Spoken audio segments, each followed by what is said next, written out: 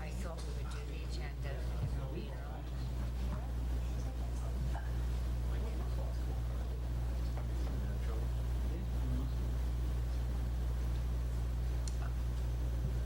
Making a movie over there, huh? I was making a movie over there, see it? No? Some, this looks like famous actress on a motorcycle with a band wearing fur coat. Oh my God, today?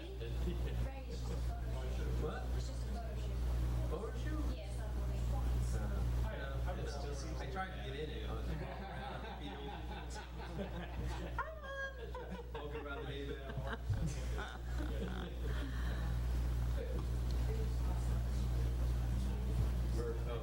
I slowed down just to see what's going on.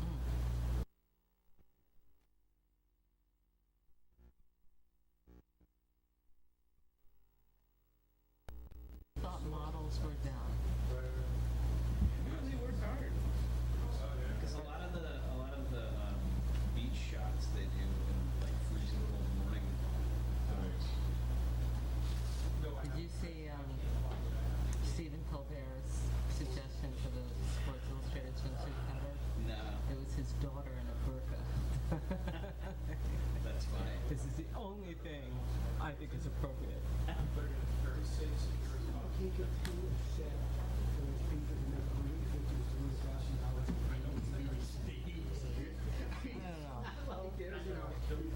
Not very well compensated.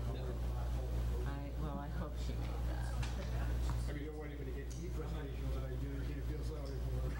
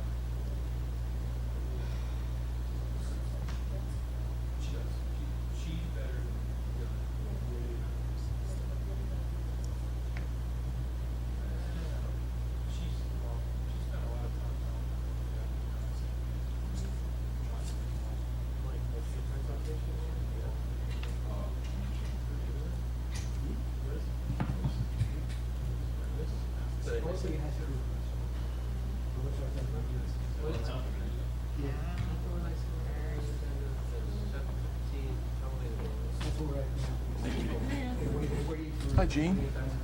Okay, How you doing? good. How are you? All right.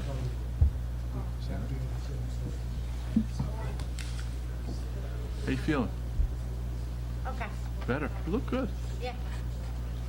I like the hairdo too. So It's a good. half an hour? Yeah. Okay. Okay. I gotta be up and on the road early tomorrow. Where you going? Miss it. I gotta drop my daughter off. Okay. Let's see that. Hey, Ray. What do you got? this meeting's gonna last all night. Back Well, support. this isn't on it, Tweaked my back last. whatever it is. Did you? How's it feel? They just, I asked them. With that they on. said that has something to do with the presentation on the website. If you're doing a lot of lifting, it's got to You help just a have to lot. cut something else out. You just have to cut something else out. That's not a weightlifter device, is it? Every time I see those short agendas, I call my daughter and I say, I ain't talking to you tonight, because I know I'm getting home. Oh, is it like karma? Is it? A while ago. Look at your Kitty, your letter, that's the one thing we don't have a copy of, even though I want to do it next week. Because of a couple of reasons. I don't have the copies here. Should I go make copies real quick, or, but everybody has it. Let's see if people want, I I don't mean- know, let's see if people want to talk about it. Okay, You know, it's just that the only reason why I want to put it on for next week is because I was with Carl McCall yesterday and talked to him all about Park Point and stuff, and he wants to meet with me and Don Christian, and, you know, he's head of the Assembly Foundation, you know, for the state, you know, Oh, Carl McCall for the state and stuff, and I talked to him about the idea that I told you, and he wants to talk with me and Don Christian, and I also, the regional rep for the governor, who I was with today, who's coming in next Thursday, and we're going to talk also, and then I will have to have a conversation with some other people. So I forgot about, but let me put that, Oh, you just gotta get that. oh, here's agendas for everybody. I mean, if you're really bad,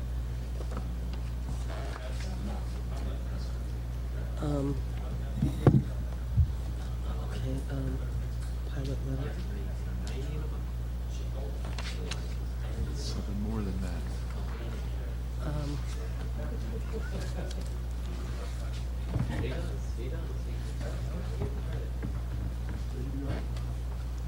Well, we're having a public hearing for the moment, but nobody's here.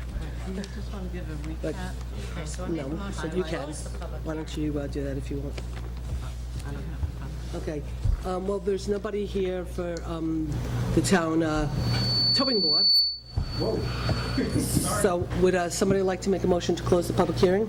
I make a motion to close the public hearing. Do I have a second? Second. Any discussion? All in favor? Aye. Motion so carried. Okay, so now I guess, can I have a motion to open the meeting? So moved. A second? Second? All in favor? Aye. Aye. Motion so carried. Everybody please stand for the pledge. I pledge allegiance to the flag for the United States of America and to the republic for which it stands, one nation, under God, indivisible, with liberty and justice for all.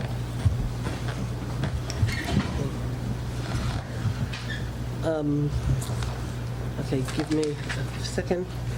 I move this. Oh, sorry, yeah. That's okay, if you could just- In the No, that's- freezing winter. Let me just move this. This is from today. Doesn't it? This is the budget. This is all the stuff I need. These are the announcements. Okay. Okay, so I guess the first thing is the approval of the agenda. And there's a number of things for next week that I'm going to hand out right now. So what don't I do? Well, I don't think there's anything to add to the agenda for now, unless anybody wants to add anything. Yeah, I have some things.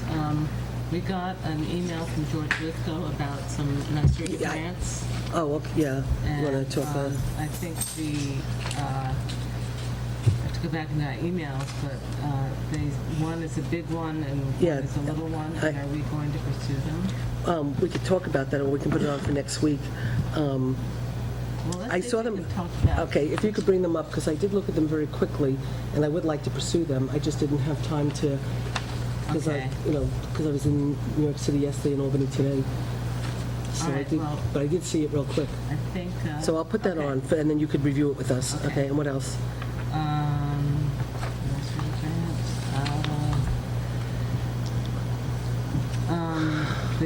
I see Don Kerr's here, so we need to talk in a serious way about the potential change that's coming to Channel 23 for viewers. Is that what you're here to talk about? Okay. Do you want us to put it on the agenda, or did you want to talk during public input? I'll put you, if it's okay, I'll put you on the agenda. Do you mind staying, though? We do have a presentation on the new website first. I have a date at 9 o'clock, that's 9 minutes. Okay, I don't think it's going to take 90 minutes, huh? 10, 15 times. Okay, so then I'll put you, okay, so it's the Time Warner contract, or it's the... It's the just- change. I want to talk about the public access committee and also the changes. Okay. Right. Okay, so Public Access Committee, And the fact that some people will no longer be viewing Channel 23 on Channel 23. okay, changes to Channel 23, Channel 23 update, Right. okay, And and, the towing law. Don't we- well, we can adopt it tonight, or we can do it next week. I'll put it on for next week, okay? Okay. And the letter that I had drafted to Well, I- send to SUNY. Do you want to put, well, we'll put it on, we'll put it on to talk, whether we do anything with it tonight or not. Fine. Okay, so the agenda's been amended to invite Don Kerr to talk to us about the Public Access Committee and an update on Channel 23, to talk about a potential NYSERDA grant, and to discuss the pilot letter that Kitty sent us. So is that okay with everybody? Yes. Okay, so do I have a motion to adopt the agenda as amended? So moved. Do I have a second? Second. Okay, all in favor?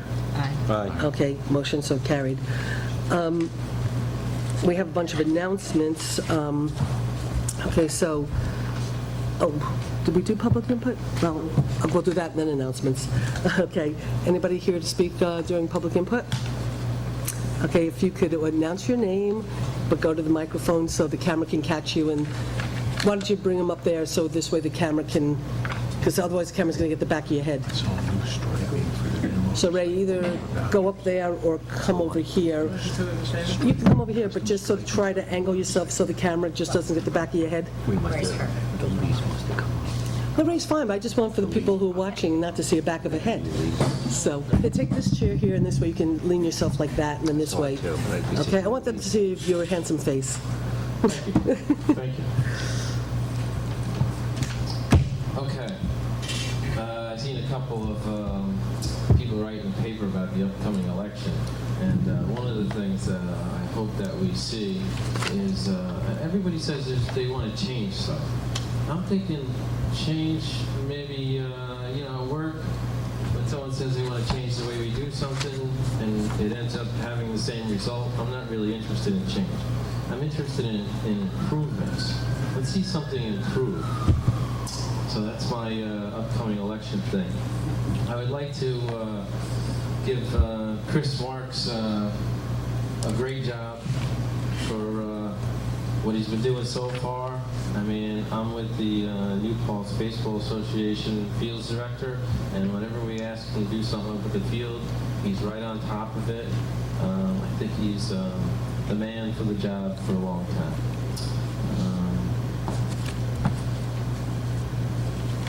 I was reading in the paper, the planning board is taking this upcoming, well, they're bored because there's nobody planning anything.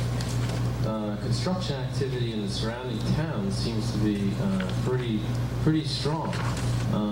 I believe less strict laws, the cost of construction because of those less strict laws, people who live in New Paltz are moving to the outskirts of our town, and their taxes are lower. I think that we should take a hard look at why people are moving out of New Paltz into the surrounding towns, but still enjoying New Paltz. One of the things that when this town was being settled by the French, they like to have long, skinny lots with accessibility to the river, because that's how they move their commerce.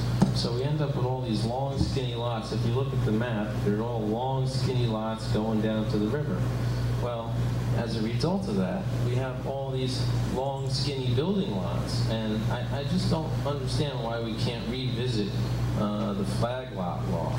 I mean, I don't think it's a bad thing to have a house on the opposite side of a hill or whatever in a flag lot. I mean, my whole neighborhood is all just flag lots, and we barely can see each other. I went up to Rosendale Town Board meeting just to see how they operate their town board. And it was pretty impressive, I gotta say. The tension level was very low there. It was more like people just hanging out talking. But in our public input, which I'm doing right now, they call it petitions and comment. And I think that's like a good thing, because if a group of people in this town don't like the way things are being run by you guys, they can come and present a petition. So maybe that should be one of the things we add into our agenda: petitions and comment. I remember in the past we presented many petitions and didn't get us nowhere. They also read the minutes. I don't know why we wouldn't do that. Is it too long? Too long? Too timely? The minutes from the prior meeting? I don't know. They have committee reports. Supervisor has a financial report, which I thought was a great idea. And basically, I think it's pretty relaxed here with the people and the board.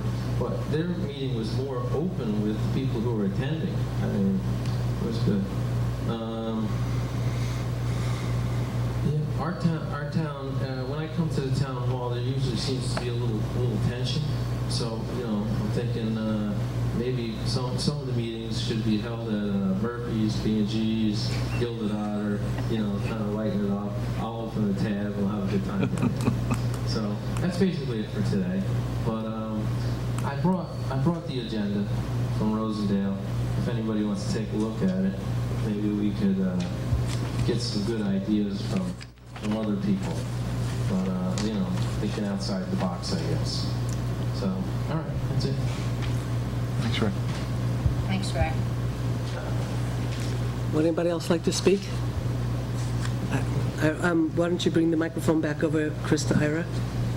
He's right up here. You don't have to stand up, Ira. Could you just, well, you don't even have to get up. I'm not going to make you get up. That's right. Okay, thank you. I wanted, Yeah, it is. I wanted to just bring to the board's attention an email I got today. Apparently, once again, SUNY New Paltz has been named one of the hottest party schools in the United States. And I bring that to your attention because of the Woolite situation. This kind of confirms what my belief has always been.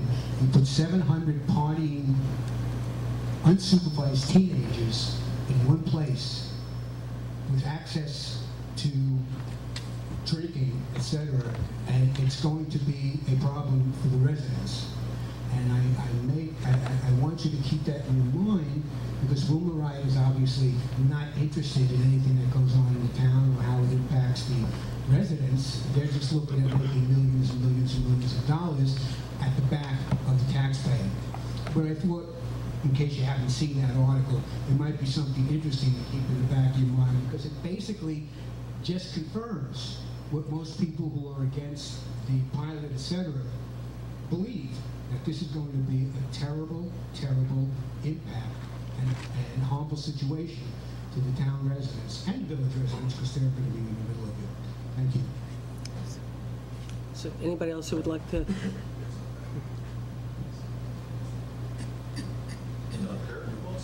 I'd like to echo what Ira said. We really, at the county, they've said if the Board of Education and the town board and the Ulster County Legislature all say they're not in favor of the pilot, that they have never gone against all three bodies on any issue in the past. So we're really dependent on, I know there are people who have been really passionate on the issue of taxes at this table, and this is one of those issues I think really should bind us all together. I am fine with the development. It looks like a great idea, but I don't want them to sleep on my couch as far as taxes. And I think that's, they have to pay their fair share. So thanks for bringing that up, Ira. Appreciate it. I wanted to speak in a very neutral and hopefully positive way with regard to the path forward on consolidation, merger, whatever, annexation, whatever it might be. It's a neutral statement to say that a lot of time was spent. You all spend more time than I spent, but I went to a lot of meetings over the last 2 years, and it got tripped up with the end game. And as I understand the situation now, the end game is to figure out how people in the town outside the village are able to vote without the villagers. And I don't see that as a solvable issue. Maybe there's some solution, but I would just love it if there was some solution to the end game before there were a lot of meetings and a lot of planning and going forward, because you know, you wouldn't want to have a lot of time spent on everyone's part and get to the end game and find that vote thing is a barrier. I don't see constitutionally how, as a resident of the town, there can be a municipal vote and I can't vote in it because I'm in the village. I'm not a constitutional scholar, but that seems to me to be a real serious problem. And I just ask that a lot of time be spent on that, so that we don't have a lot of time spent getting up to that point and then find it's not a solvable problem. 2 cents. Anybody else would like to speak? Okay.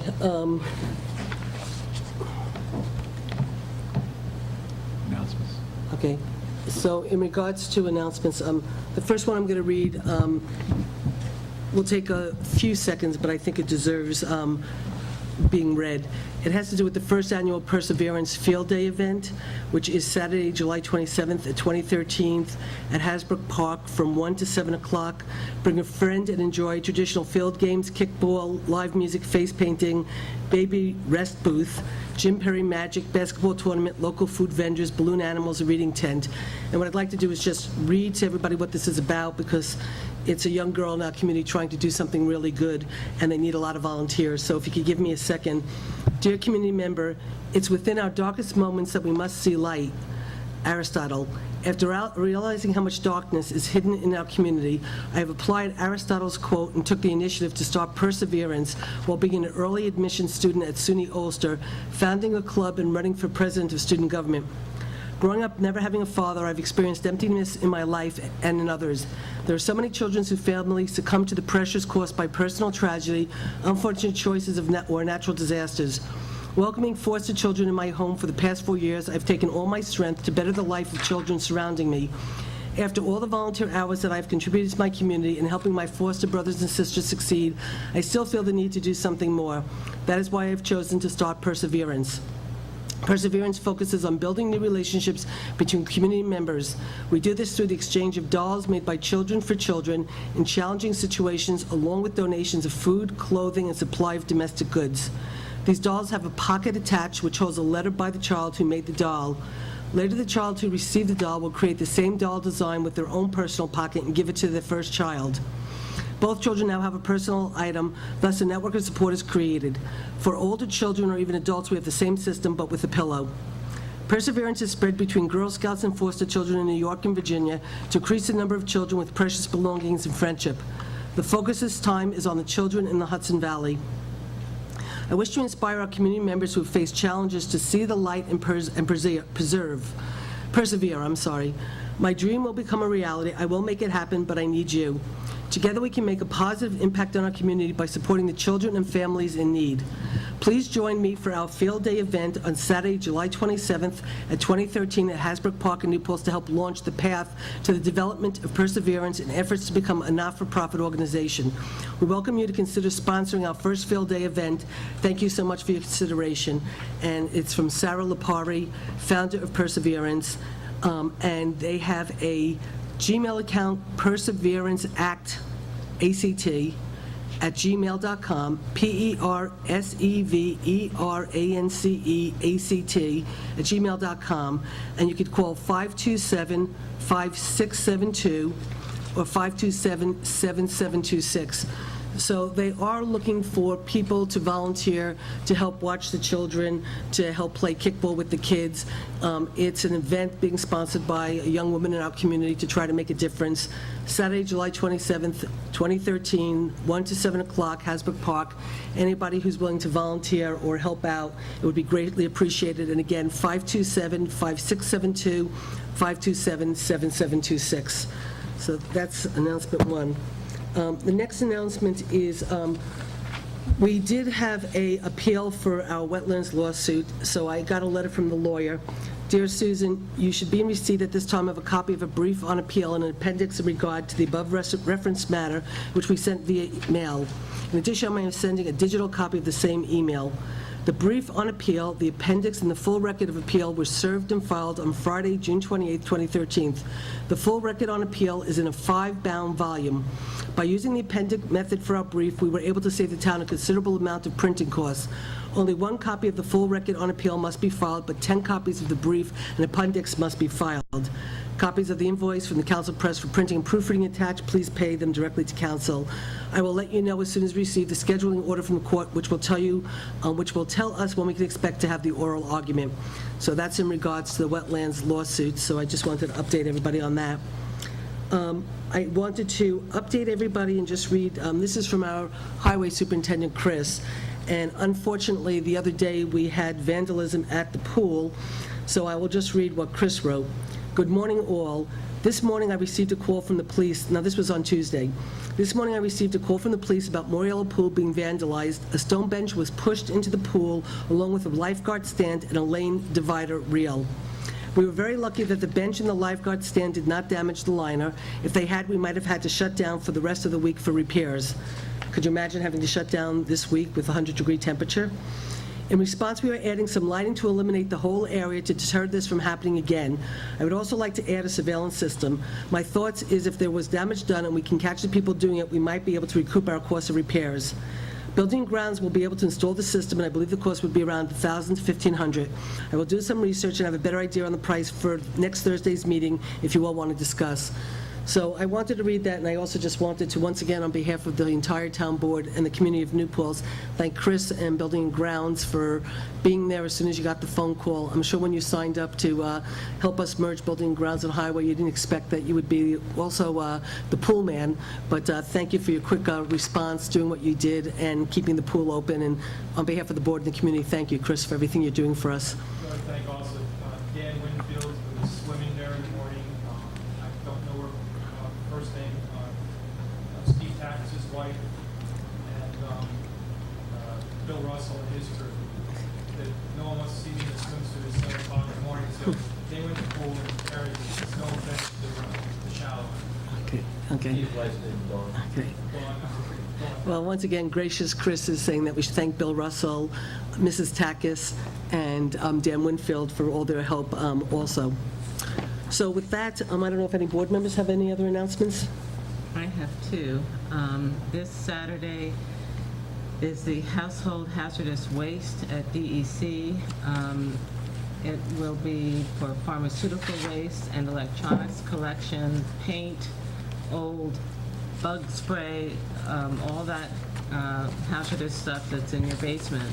You can bring it to the DEC facility here in New Paltz at 21 South Putt Corners Road from 8 a.m. until 2 p.m.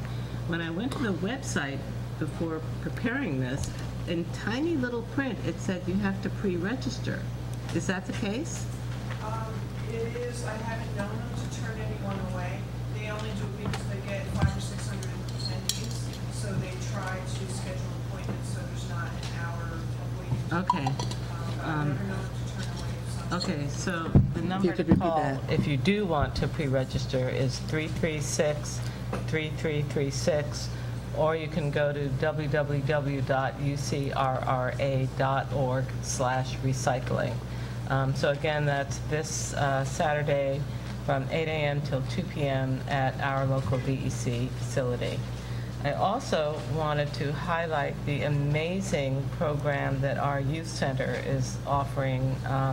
They're open 363 days a year, I believe, but in the summer, they're open 7 days a week from 2 to 9. They go swimming on Mondays, they go to drive-in movies on Tuesdays, Thursdays they go bowling. Fridays is hiking and swimming at Lake Minnewaska. And I'm just so glad to read that, our wonderful, beautiful scenic outdoors is being made available. They're planning a trip to Lake Taconic State Park on July 23rd. On the 24th, they're holding their own amazing race with a barbecue. July 30th, they're taking carloads of kids to the Ulster County Fair for carload night. And on August 21st, they're having the New Paltz Youth Program Olympics. It's just an amazing program. And I don't know if many other towns that have the dedicated staff that really make this thing work as well as it does. So I just wanted to acknowledge that not only do we have a wonderful summer camp program going for kids, but we have a 7-day-a-week really wonderful youth center on Main Street available for all of our local teens. Are there any other board members who have announcements? Okay, there's one other thing I just want to add. Today I was up in Albany. The governor had a big conference called New York Rising Community Reconstruction Program. And I'll just read you a quick thing, and then I was able to bring back a few books, so whoever wants to look at it. The New York Rising Community Reconstruction Program empowers localities severely damaged by Superstorm Sandy, Hurricane Irene, and Tropical Storm Lee to redesign their communities, identify ways to strengthen their resiliency, and contribute to New York's effort to build back better and smarter in the face of future extreme weather events. This handbook provides background information on the program and its goals. And what I want to tell very, very quickly is what the goal is. There was a lot of money through the federal government. They created a program that basically is having the local communities create what they think they need to do to protect themselves for future flooding and build back in a better way. And they showed a lot of examples of, like, whether it was the earthquake in San Francisco or other places where there have been real horrific things happening, and then the communities took that, the negative, and came back and built back in a better way and actually created better infrastructure, better accessibility to the water and whatever. And it was really very uplifting in the sense of how you take adversity and turn it around and make it very positive. New Paltz Town will qualify up to $3 million. New Paltz Village will qualify up to $3 million. A number of localities in Ulster County will qualify up to $3 million. Then there's another level that when communities work together and create programs together, you could actually qualify for even more money. So it was an overview of the program. There are people that will be assigned to us that I met today. Lori DeBoard, a lot of you who might remember, who was worked for Congressman Hinchy and was amazing. She's actually responsible for the Hudson Valley for us in this particular program. And then there's a lot of staff being made available through the governor's office. And so this book basically lays some of the stuff out, and then they're going to be starting to have some planning meetings where they'll come down to talk to us. I don't know if there's some way that we could creatively figure out how we could stop the flooding on the Wallkill River, but this is the perfect opportunity for us to try to figure out how we can deal with the flooding on the Wallkill River and possibly get some money from the government to do something very creative. So we're going to have to really dig deep and think really hard and see what we could possibly come up with. The other opportunity is with sewer and water. Sewer and water is another opportunity. I talked with Dennis Doyle, who was there today, our planner for the county, and he said when more information comes down in terms of how the program's going to actually work, that, he'll also speak to us about some opportunities and stuff. So I do have 3 books. One I'm going to keep, so I want for Dave Clauser to look through, if anybody else wants to look through it, but there'll be more information coming. But this is what we found out today. $3 million is an awful lot of money. I think the project is due, if we should want to participate, will be due next April, but we'll get more information. And if we were able to plan together with the village, we could actually get even more money. So it's an incredible opportunity for us to deal with some of the problems. So I just wanted to tell you about that. So we'll get going with the meeting right now. And I'm sorry, Ray, yeah? I think they stopped the flooding of the Wallkill. Okay. I just put the cones up to grab the Okay, but with the next storm, we might have flooding again. So, we'll sort of... It's amazing, though, how the level of the river goes up and down, even when it's been dry. low But it's a little, rain. do you know, it's higher today than it's been for all last week by about 2 feet. Well, a lot of times now, the Humboldt floods over the road, so the county is thinking of retweaking the road for the next Yeah. one. Well, ultimately, it's really, if there's a project for us to come up with, we're eligible for up to $3 million. If there's no project, we won't apply for anything, but here's an opportunity. And if there's, if we can think of, the impact that Hurricane Irene had on this community and where our sore points were, or our breaking points were, then we should be looking to figure out how we can solve those problems so the next time we don't have to go through this. So it's an amazing opportunity. We'll learn more as we go forward, but I just wanted to let you know about this today, and so that's that. Okay, so we have Jonathan Falk here, who's going to do a presentation. So let me just do a quick little background. As we all know, long before I came back into office, I don't know, probably even as long as Kitty was in office, there's been a lot of problems with the website, not being incredibly user-friendly, and a lot of problems. Councilman Logan and I, when we went down to the Association of Towns, one of our chief goals was to find somebody who could actually do a municipal website, and somebody who only did municipal websites, so we could basically not have the kind of problems we've had in the past. And fortunately, we found Virtual Towns and Schools, and Jeff and I both spoke to him, and the town ended up hiring him. I'm not so sure we expected it to be as difficult as it was. We thought, again, we'd be able to move a lot of the content from the last site over to this site, but because of the extreme hacking that we've had from Turkey and all over, it's been a much more cumbersome and difficult process because we've had to recreate every page from scratch, so it's taken longer. I will say we are live. Our new website is live. You don't Just want so the screen? He doesn't want the screen. He said it doesn't fit. He said it doesn't fit. Well, it's too big. Okay. Too far away. Okay, so before I turn it over to you, I still have a few more things to say. This has been a very, very, very long and cumbersome project because, again, like I said, it was much more difficult.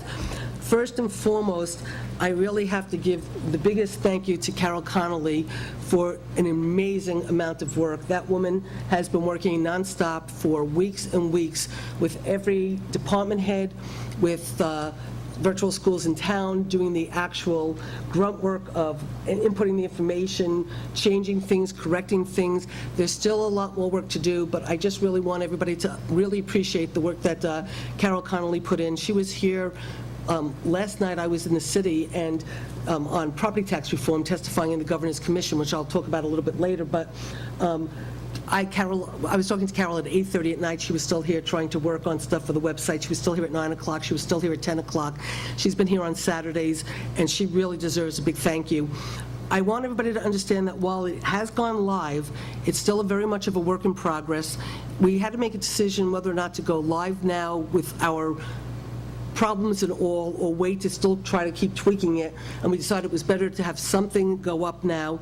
We still think what we have now is better than what we had before, so we felt we could be proud enough to go live now, but it's a work in progress, and Jonathan's going to take us through it, but understand there's still more to do, there's more content to be added.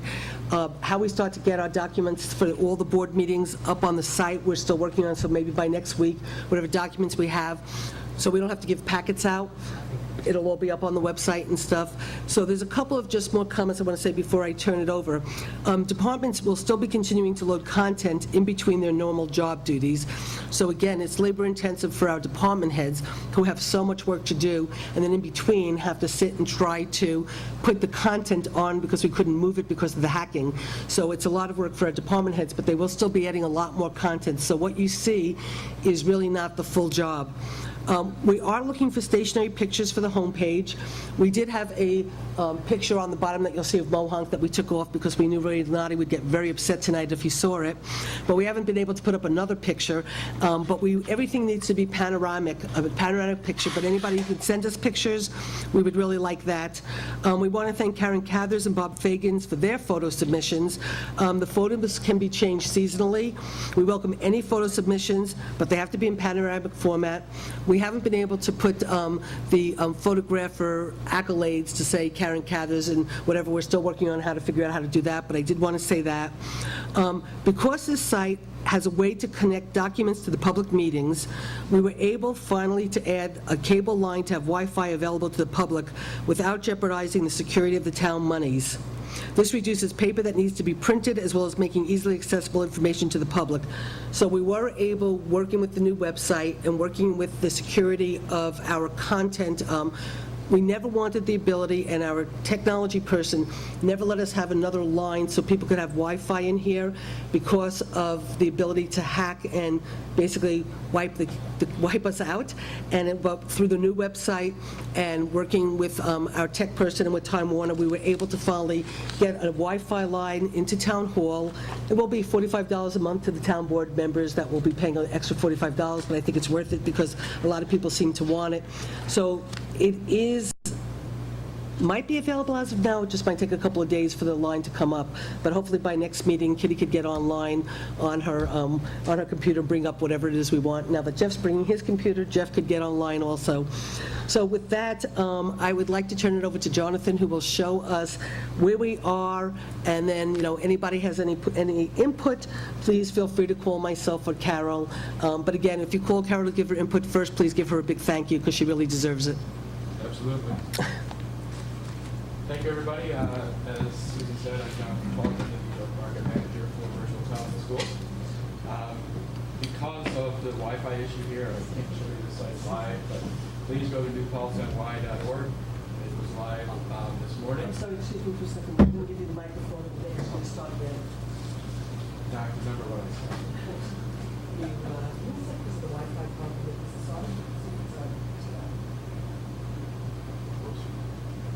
Is it on? Okay, so now Thank you. I would have liked to show you the site live, however, because it takes a lot of time and effort to get through the firewall with my laptop, because I've been here several times to do what we call requirements analysis meetings and training. I've done some screenshots of the site, so I can at least take you through it and show you some of the salient features and why it's obviously a huge improvement over the site that you had. So, bear with me. Okay, so this is what the new homepage looks like. As you can see, the picture there of the flowers, that rotates. So although when I took the screenshot, the flowers are up, there are several other pictures. And using what we call our content management system, which allows town staff to update the site, they can rotate the pictures in and out seasonally if they want to. So over the holidays, they can put pictures of holiday scenes if they choose to, and then easily switch them out in the spring with some nice flowers. So that's what you'll see when you go onto the site. One of the key things that we do as a company is provide an option-packed site as far as navigation goes. So by that I mean, as you can see here, we have drop-down menus. So when you go to departments and hover over that, you'll see all the departments, and then those that have links or other information on the page will have a sub-menu.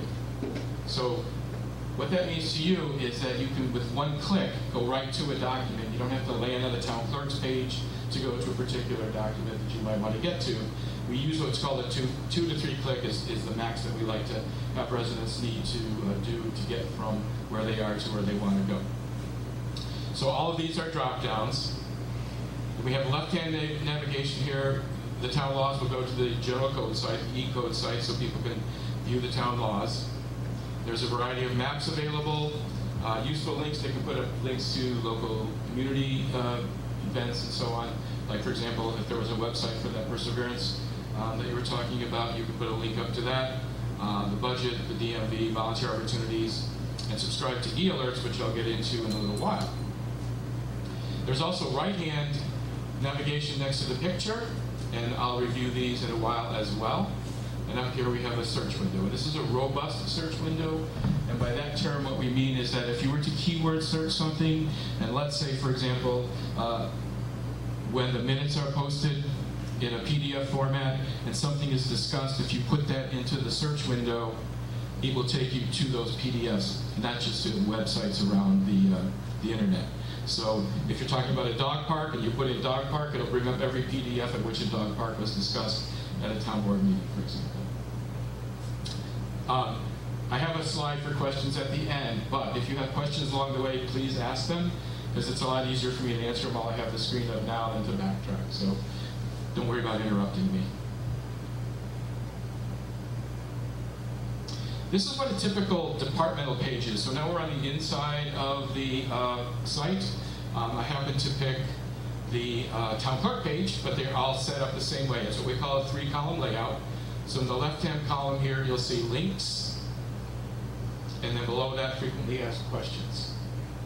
If you hover over this on the live site, there'll be a menu that'll drop down giving contact info. It's not people, because you'll see the staff contacts are down here, but that's information like the address, the hours that a particular office is open, phone number, fax number, etc. So that only appears when you're hovering over that particular bar. And then in the right-hand column, there's a space for news and announcements. The default position on that is if there's town news and announcements on the home page, then the department will show those unless the department creates their own, and then they will supersede the ones from the home page. So each department can put up their own news and announcements if they choose, and each department can have their own calendar, as well as there's an aggregated town calendar on the home page. Maybe just read a couple of frequently asked questions so people can see the kind of detail, just like on the top of the page. Yeah, this isn't live, so I No, can't. I know, but I mean, just in other words, like where it says like how I register to vote. Yeah. You know, just people see the depth of what's on there. You can just read a couple of questions, frequently asked. Oh, sorry. That's all. Yeah, frequently asked, okay. So the frequently asked questions on the town clerk's page are: how do I register to vote? When does the DMV come to New Paltz? Who do I call about a traffic ticket? Who do I call about a cat problem? And how can I get another copy of my tax bill receipt? Now, you'll see a little more there. Because we really want to minimize vertical scrolling, poll after poll after poll says that people hate a lot of vertical scrolling, and they give up and they pick up the phone and they call. And what we're trying to do is minimize calls to town hall so, as Susan said, people can get their work done. So a more button will appear anytime there are more than 5 questions in the frequently asked questions section. So when they click on the more button, it will take them to another page where they'll all be listed. At the same time, and I'll show you this in a little while, anytime they post a frequently asked question to a departmental page, that FAQ gets automatically updated into the aggregated town frequently asked question page. And I have a screenshot of that as well.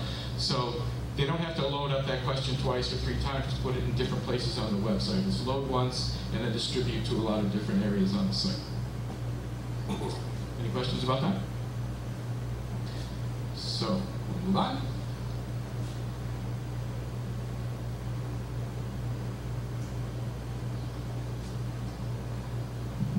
Each page, each department, as well as the town itself, has the ability to create what's called an urgent alert. And that's that red banner you see there. I just created one and then I took it down. This particular one is a boil water advisory. It could be town hall's closed because of a snowstorm. It could be there's a water main break on Main Street. Whatever it is, then that red banner will appear and you can see a click more where it says read more. If they add more information, they can upload a file, they can upload a document. So when the resident clicks on that, it will take them to the information they need to know. You know, what are the dates of the what hours are the boil water advisory, etc. When there is no urgent alert, that red banner isn't there, so you don't have some red banner, you know, sitting there blank. The beauty of that is that residents can opt into an e-subscribe system, so that when an urgent alert goes out, anybody who's subscribed to it will get that in their email box immediately. So it's an opt-in system. They'll put their email address in here. At the bottom of the page, which I couldn't capture on the screenshot, is a submit or a subscribe. And there's also an unsubscribe, so if they want to take their name off the list. And they can check the boxes as to what information they're interested in. So, and below this is urgent alerts, but I couldn't, again, fit it on the screen. So, if someone wants to receive agendas for all of these boards and the police commission, they would check all these boxes, submit their email address. Then anytime Rosanna or anyone else posts agendas, you will receive them in your email box.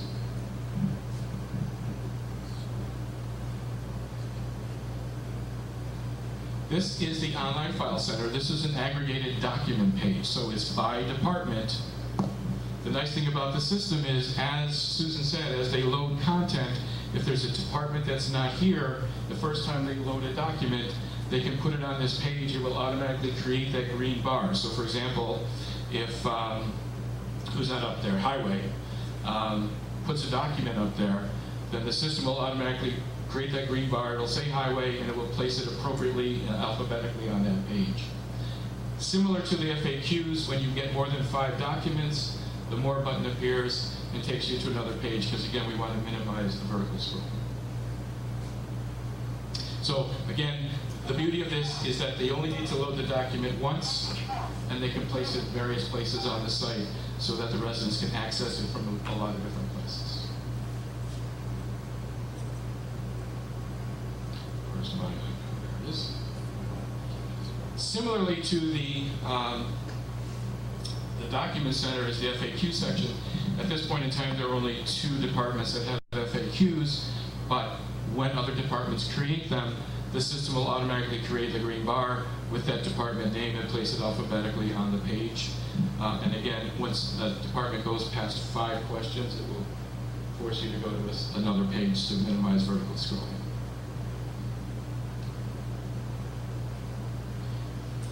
Another thing we have is, if you notice next to the picture, there was a bar called Where Do I Go For? This is an alphabetized listing of everything basically is on the website. It used to be called a sitemap. It used to be on the bottom of the web page, and people didn't even know it was there half the time. When somebody loads something into their department, they have the option of placing it on the Where Do I Go For page. All they have to do is tell it, what do I want to call it? So if you want to call it a marriage license, a dog license, etc. Just another way for the residents to find what they're looking for, so they don't pick up the phone and call. They can easily get the answer here on the website. Now, this is what we call the CMS, the Content Management System. This is what the town staff is going to use to create or update content on their site.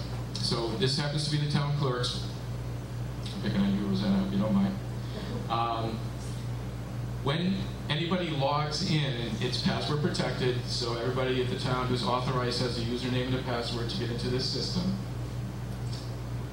Then this set of items here will appear that the public doesn't see, and the cabinet up here, that's where everything is stored that's already on the page. So if it's already on the clerk's page and she needs to update, edit, etc., she would go to her cabinet, find it, update it. If it's new, it's this section that's used. And I was here about 2 weeks ago doing the training, so we've trained everybody who's got passwords on how to do this. And I've got some feedback from some of them that it's pretty easy to do. So in this case, if she wants to upload a file, she clicks on Upload File, and first is the cabinet. This is what the cabinet looks like. So you can search for the item that you need to update, and then there are 2 options. You can unpublish it. The beauty of that is that, let's say something is seasonal in nature, and it's no longer applicable, but you don't want to delete it from the system because you're going to put it up again next year, so why recreate it? You just click on Publish. It's there, it's always in the system, but it's not, it doesn't show up on the website anymore until you go back in and publish it. Edit allows you to actually edit the item. So for example, if there's an FAQ, what are your hours? And they change in the summer, you're closed on Friday afternoons, you can go in and edit that answer to the FAQ, post that, go back to your work. So that's what the cabinet does.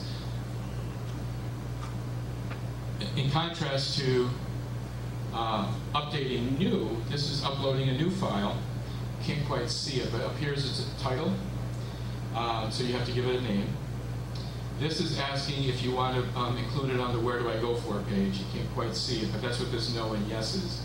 No is the default, but if you click yes, then you have to, another window will open where you can name it what you want to name it, and then the system will place it alphabetically on that Where Do I Go For page. You have the option of loading a description page. So if Rosanna thinks that the residents would benefit from some description before they open that particular document, she can create a description page, and that will have the link to the document. So it's a 2-step instead of a 1-step process. Without the description page, you just click on it and it opens. So you're all familiar with this. You browse, you pick your file, you upload it. That's where you select whether you want to add it to that online file center or not. Click that box, it automatically adds it. And add to persistent links. The links are what we saw on the left-hand side of the town clerk's page, and also that sub-menu. So if that box is checked, like that is, It will add whatever you're uploading to the links on the left-hand side of the page and automatically add it and alphabetize it on that sub-menu.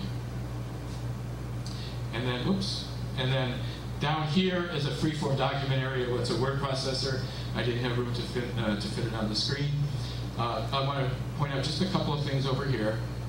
This is where they would go to tell the system that we want to send this out to the e-subscribers on that particular topic. And then scheduling options is very cool because in many cases you're creating something but it's not relevant now.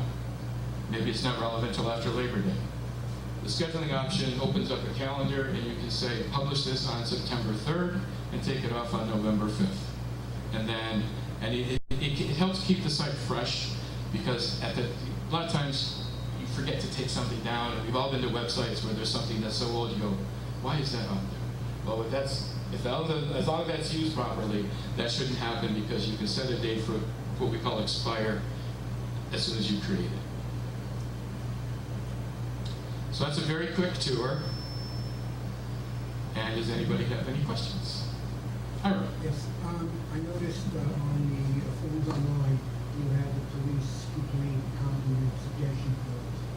If people click on the police department or the police commission, are they going to be able to link to that form, or do they have to know that it's on the online form section? No, this is on the police commission page. Oh, okay, I just wanted to be sure they didn't have to know. Right. And the other question is, under the assessor, is they going to be linking to the assessment goals? Yes. Yeah. Yeah, I worked with Lori, not Larry. When we first set up the site, I mean, the people that do this are over in our home office in Maynard, Massachusetts. I'm in Clifton Park, New York, but our home office is there, and they changed it to Larry, and she said she's used to that, so I changed it back. Are you saying that that's what we're working for? Yeah, we were working with Lori on that. We worked with all the department heads. No, I just wanted to be sure that the links are going to go, Yeah. as opposed to online.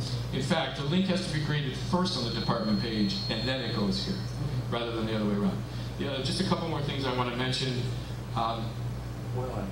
As part of the contract, the town gets live phone support from our phone support folks. They are direct employees of ours. They're based in our home office, and this is all that they do. So when they call, they'll get an answer. And that's all those folks are doing is supporting. We have over 400 clients, and that's all they do is support those clients. The server, I know you've had issues in the past with hacking and viruses and so on. So I can say that to our knowledge, none of our sites have ever been hacked into. The servers are housed in a bomb-proof and flood-proof facility. There's triple internet pipes, there's 24/7 surveillance. We back up every site every night and take it to off-site storage. So if there's any kind of a problem, we can recreate your site in a matter of hours as of last night. During Hurricane Irene, during Hurricane Sandy, during Tropical Storm, whatever it was, none of our sites went down. Because this is browser-based, the people that have access to CMS can access it with any internet-connected device. So if Roseanne's sitting home and she's got her tablet or her smartphone or her laptop, she can log in and update the site. So, or Susan, if the town hall's closed because of a snowstorm and she wants to put that banner up, doesn't have to come in here to do it. She can do it from home. Somebody do it before me because I don't. Okay, that's right. And where that really comes in handy, for example, in Public Works, if there's a water main break at 3 o'clock in the morning and the crew is out on the site, they can create that red banner right then and there with a smartphone or a tablet that they might have with them. And then when the residents wake up 6, 7 o'clock in the morning, and if they've signed up particularly for urgent alerts in their email box and they check their email, boom, they'll see, ooh, I better avoid that section of news. That'd be great for flooding. People will know right on the spot. Yeah. Also, if the town ever has a Twitter account, we can automatically integrate with Twitter. So in addition to the e-alerts, there's also a way you can click a button and it will automatically send out the same notice to anybody that's following the town on Twitter. Same with Facebook. So it's also a scalable system. We're having a new release coming out the end of, beta testing at the end of August, hopefully late fall, but the town will get the update automatically at no extra charge. As part of the contract, anytime we have a new release, all of our clients get that at no extra charge. I think that about covered it. So please visit it, have fun. Like she said, it's a work in progress. One thing I did notice. Application form, application form. One thing I did enjoy about the site too is when you go on there, you can click up in that right-hand corner and change the size. So if you're having trouble reading something, it'll enlarge it for you, which I think is nice instead of trying to, pull out the magnifying glasses. Yes, the site is fully ADA compliant. There are website regulations for the ADA. Section 508 of the Americans with Disabilities Act covers websites, particularly government websites. This is fully compliant and always will be. So one reason to do business with a company that specializes in municipal websites, and that's all we do in schools, public schools, you don't have any private sector clients, is we're constantly making sure we're up to date on any applicable state and federal law that pertains to your website. One of the reasons that I'm based in New York is because New York is different than Massachusetts and Connecticut. So, and I'm based in the Albany area, which happens to be our state capital. And next time you're in town, give me a call. Well, that's an improvement, boy. The where do I go for, is that a phrase that you have found? Because when I saw it, I thought it was like, where do I go for pizza? But have you just found that people understand that if you click that, are you going to find frequently asked questions? I actually thought if it had where do I go for ...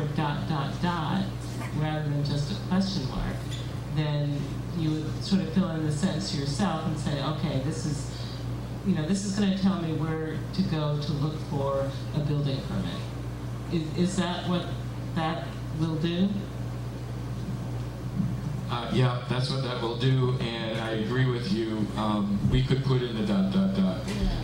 I actually prefer that myself, and I didn't notice that it wasn't on there, but yeah, that does tend to help people realize what it's for. In some towns and cities and villages, they want how do I, and some of them you'll see how do I. But where do I go for has become pretty much of an industry standard, not just ours, but just people who do this. But one of the beauties of the navigation system is because people search for things in different ways. So some people are going to go right to the search menu, and that's where they go. And they're going to pop in marriage license, and then that'll come up. Some people are going to go to the online file center. Some people are going to go to the department page, but some people don't know what department handles it. I mean, a lot of times people don't know you go to the town clerk for a marriage license, not the village clerk. That doesn't affect you, but it affects the village clerk because he or she is getting calls and walk-ins going, hey, I want a marriage license. Well, sorry, you got to go see where that. So intuitively, people find things in different ways. That's why we provide so many different ways for people to get to the information. Because at the end of the day, if it saves phone calls so that the people who are busy can get their jobs done. So, any other questions? Thank you all for your time. Thank you. Enjoy your new website. Thank you. Very nice. Yes, it is. What I do want to say is, A, that the feedback that we've gotten from the department heads is they're so incredibly happy. And what the department has found is that it's a very easy site for them to upload the information and for them to use.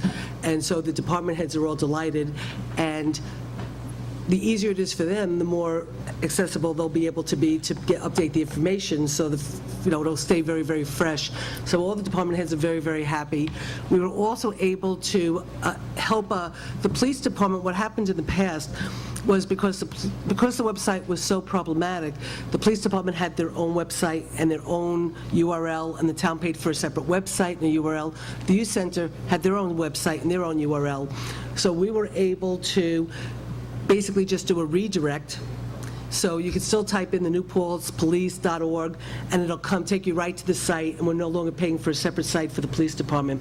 The youth center had their own site, same exact thing. You could type in nyp.org, whatever their URL is, and it redirects you directly to this site, and we're no longer paying for the extra site for the youth center. So not only have we gotten a more up-to-date site that deals with all the issues relative to government, which is why it was so important, at least for myself, was to find a company that only dealt with governments and not with private sector, so they could, understand our issues, and the fact that, that's ADA compliant, so somebody could just click on it, and thank you, Laura, for pointing that out, that somebody could click on it, it makes it larger, because I've, meets ADA compliant. I mean, who would have known? And that's phenomenal, and thank you, that's so great. And, again, so the ease of access, the fact that we're saving on 2 other websites, the fact that this is current, again, also the fact that we can put in information and it has its own deadline it gets off, because for too long there's been information up on the website that was like a year old. So everything about it is really, really great, and amazingly enough, it cost us less money than we were expecting, so, you were a dream come true, and I think when Jeff and I found you, I think Jeff and I didn't know what to do, because it was like, oh my God, government website, cheaper than we thought, you're right here, so it's been wonderful. I wish it was a little easier, but thank you for really, really all your help. I know all the department heads really, really, really appreciated it, really enjoyed being trained by you, and hopefully I think the community will appreciate the new website and find it easy to use and find it chock full of information. So And when does it go? it's live now. It is. It is live now. It was live as 2 o'clock this afternoon, if I remember correctly. A little early. Okay. See, Carol and I were discussing at 10 o'clock, well, actually, I was in the car driving up to Albany, so we were discussing at 8:30 in the morning whether or not to let it go live at 2 o'clock or push it off till next week, because Carol said it's still not perfect, but then we decided it was actually better to just get it up, that it was still, like Carol said to me, she said it's better than what we had. So once it was better than what we had and she felt comfortable, we decided to put it live today with the understanding that there's still work to be done, but it's better to get the website up and live. So it's live, and if our Wi-Fi access, which we applied for, and it's in the works, but if it was in process, he could have shown the website live tonight, but he couldn't do it because, and like he said, when he was here training people, because when we switched over to the new server a couple of weeks ago, we have such a strong firewall that actually, as a lot of the board members know, a lot of the bigger files that Carol's been sending got kicked back to a lot of you, and you didn't even know it. She sent out files, she didn't know you didn't get it, but because it was such a large file and our firewall is so strong now that it got kicked back and she didn't even realize it. And a lot of the pictures that she's been sending to you guys, these big file pictures, haven't been getting to them because it's gotten kicked back because our firewall is so strong. So we're working on all of these little details here and there to make sure we can have a site that's accessible, that people can use the Wi-Fi when they're here, but we never get hacked again, and we're secure, and our money is secure, and everything's secure. So once again, thank you very, very, very much. Thanks, that's great. And actually, in the grand scheme of things, and I do this all the time, yours went fairly easy, believe it or not. That's 'cause you thought it was difficult from my standpoint. Everybody here was very cooperative, worked very easy to work. I can't say that about everybody. I won't miss anything. Well, thank you. We were all pretty anxious, so, but why don't you, go ahead. Go ahead. Our new website web address is newpaltzny.org. Say it again. newpaltzny.org. So, okay, thank you so much, Jonathan. And is everybody else, anything else from any board members? What happens if you search Town of New Paltz? Will it redirect to New Paltz NY? I'm sorry? If you search for Town of New Paltz, will it redirect to New Paltz NY, or will that pop up, or? Yeah, if you search Town of New Paltz on Google or Bing, it will come up hopefully first. And I'll usually list 4 or 5, even 6 departments as well, so people can click and go right to that. Great. Usually the town clerk comes up, and the supervisor comes up, and so on. So yes, and in fact, you have 2 domains. You have .com as well. Both are redirected to our servers. It does take some time to propagate worldwide. I'm assuming right here in town, everybody's would get to the new site, but somebody in, France may not yet. Sometimes it takes 24 hours to propagate worldwide, but I think I was on it very quickly after we cut over, and there were no technical glitches, which is always a good thing. Okay. Because sometimes there are, we're dealing with equipment, electronics, but it went very smoothly. Speed was good, May was good. So. Great. Thank you so much. Thank you very much for coming down. Thank you. Okay, so any comments, or you want to move on, or? Okay, Don, why don't we bring you up, since you have to get out of here in a half hour, so if you'd like to come up and, if you could just grab the microphone so you could, have a microphone, that would be helpful. I think the bottom line. The bottom line for residents of New Paltz is, if you do not have a digital cable box, Time Warner Cable customer service is 567-0036. If you do not have a digital cable box, your TV experience is going to get weird next week. Time Warner is switching to all digital service, and our beloved public access channel 23, if you do not have a digital cable box, will be seen on channel 20.2. And many other channels and shows will be in more obscure sub-channels. For that reason, Time Warner Cable is giving away, without charge, digital cable boxes for a limited time. We've had this slide up, an informational slide up on channel 23 for about a month, but not everyone watches that. So we're letting people know that they do have an opportunity to get a free digital cable box from Time Warner. 567-0036 is the number to call to get information on how and when to do that. I believe you have to go to them to get the free box. They will come to you and deliver it. The town of Woodstock is up in arms, and they are about this issue. They've officially protested to Time Warner about this change. Our public access coordinator asked Time Warner, the Brenda Parks, the public relations person, what the deal was, and she reassured that it's a very small percentage of people who don't have a digital cable box at this point. And they're trying to get the word out to that small percentage of people that they should do so and do so soon. Because when the service changes, they're all going to be calling Time Warner and saying, I can't find my shows. So that's what's going on as far as the technology. And that change is scheduled to happen sometime on or after next Tuesday, July 23rd. Whether it will happen on that date or not, not necessarily, but sometime soon thereafter. Can you repeat the question, Don, just in case? Yeah, Ira Margolis asked, how do you know if you have a digital box? I believe all the boxes are digital. Oh, that's what I was just curious. Yeah, I think there are people who are doing their cable right into the TV.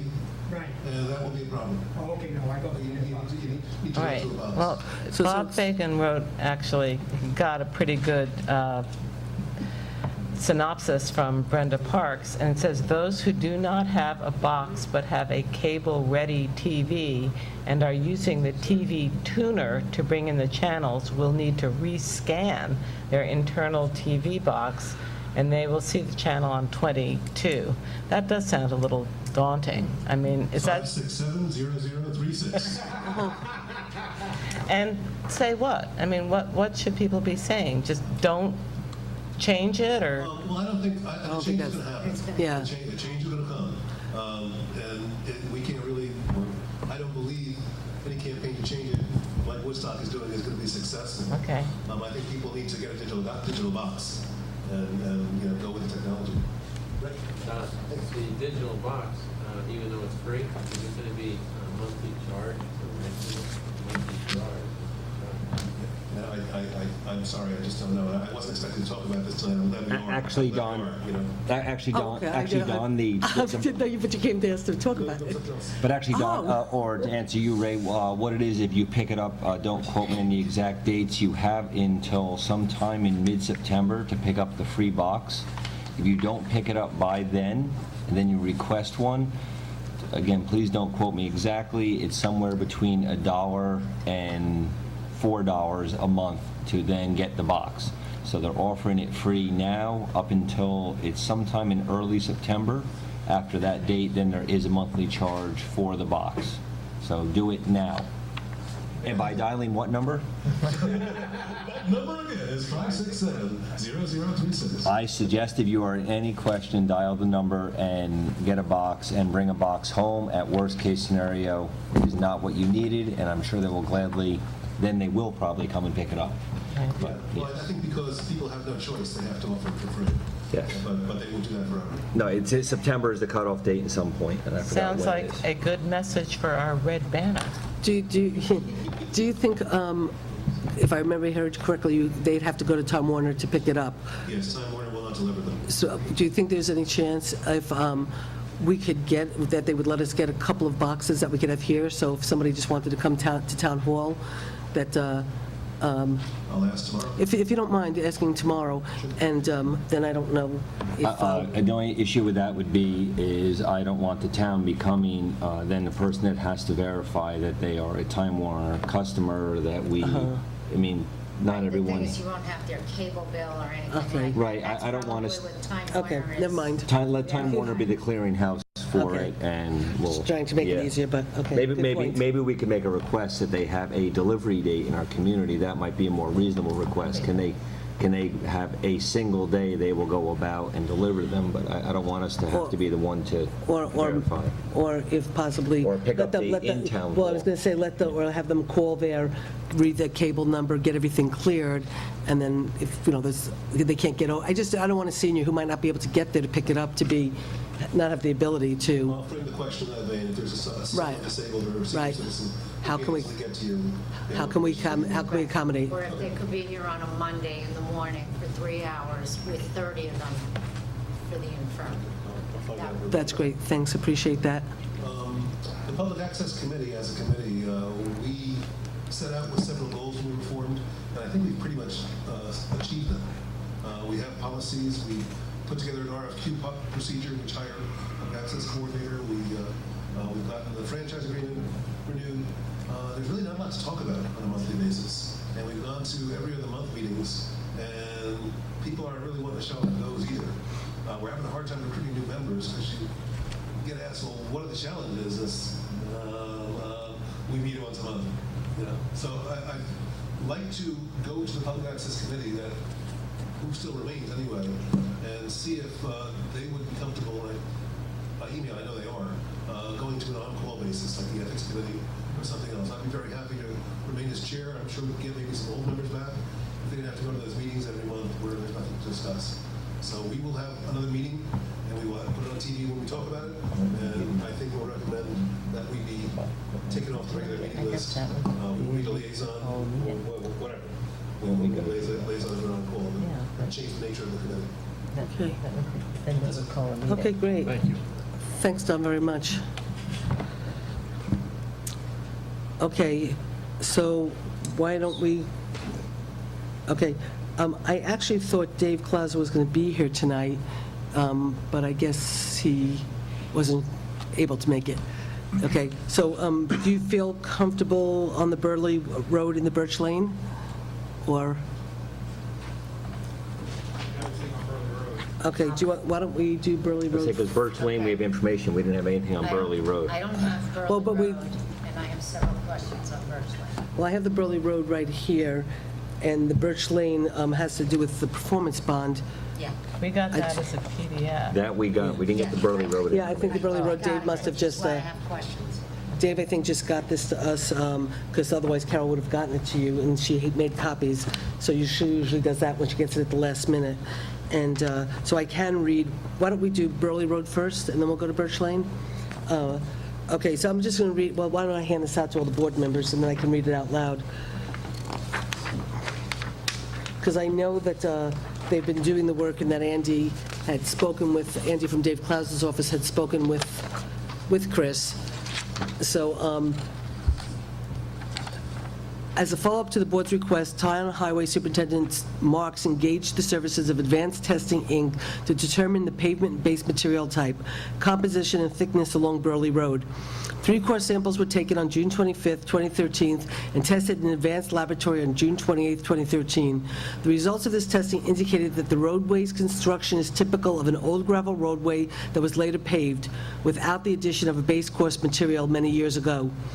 Our office used this information to determine the safe loading of the existing Burley Road roadway pavement and base course. This determination considered the low volume of this dead-end town road based on the number of properties served, a subgrade bearing capacity assumption based on Highway Superintendent Mark's report of the soil type, and standard vehicle axle loading equivalents for rural low-volume roadways. Based on the above reported laboratory test data and standard American Association of State Highway Transportation officials pavement design methodology, the existing pavement base safe loading capacity was determined to be 7 tons. Additionally, due to the lack of sub-base material that exists in this roadway, our office also recommends that this vehicle load limit be reduced to 5 tons during the period of March 1st through April 15th each year, which is the usual period of roadway-based thawing and the period when roadways are most susceptible to damage by heavy vehicle traffic. And then please feel free to call at your convenience. So, Chris, do you want to come up here and talk to us about our next steps? And if you wouldn't mind grabbing the microphone.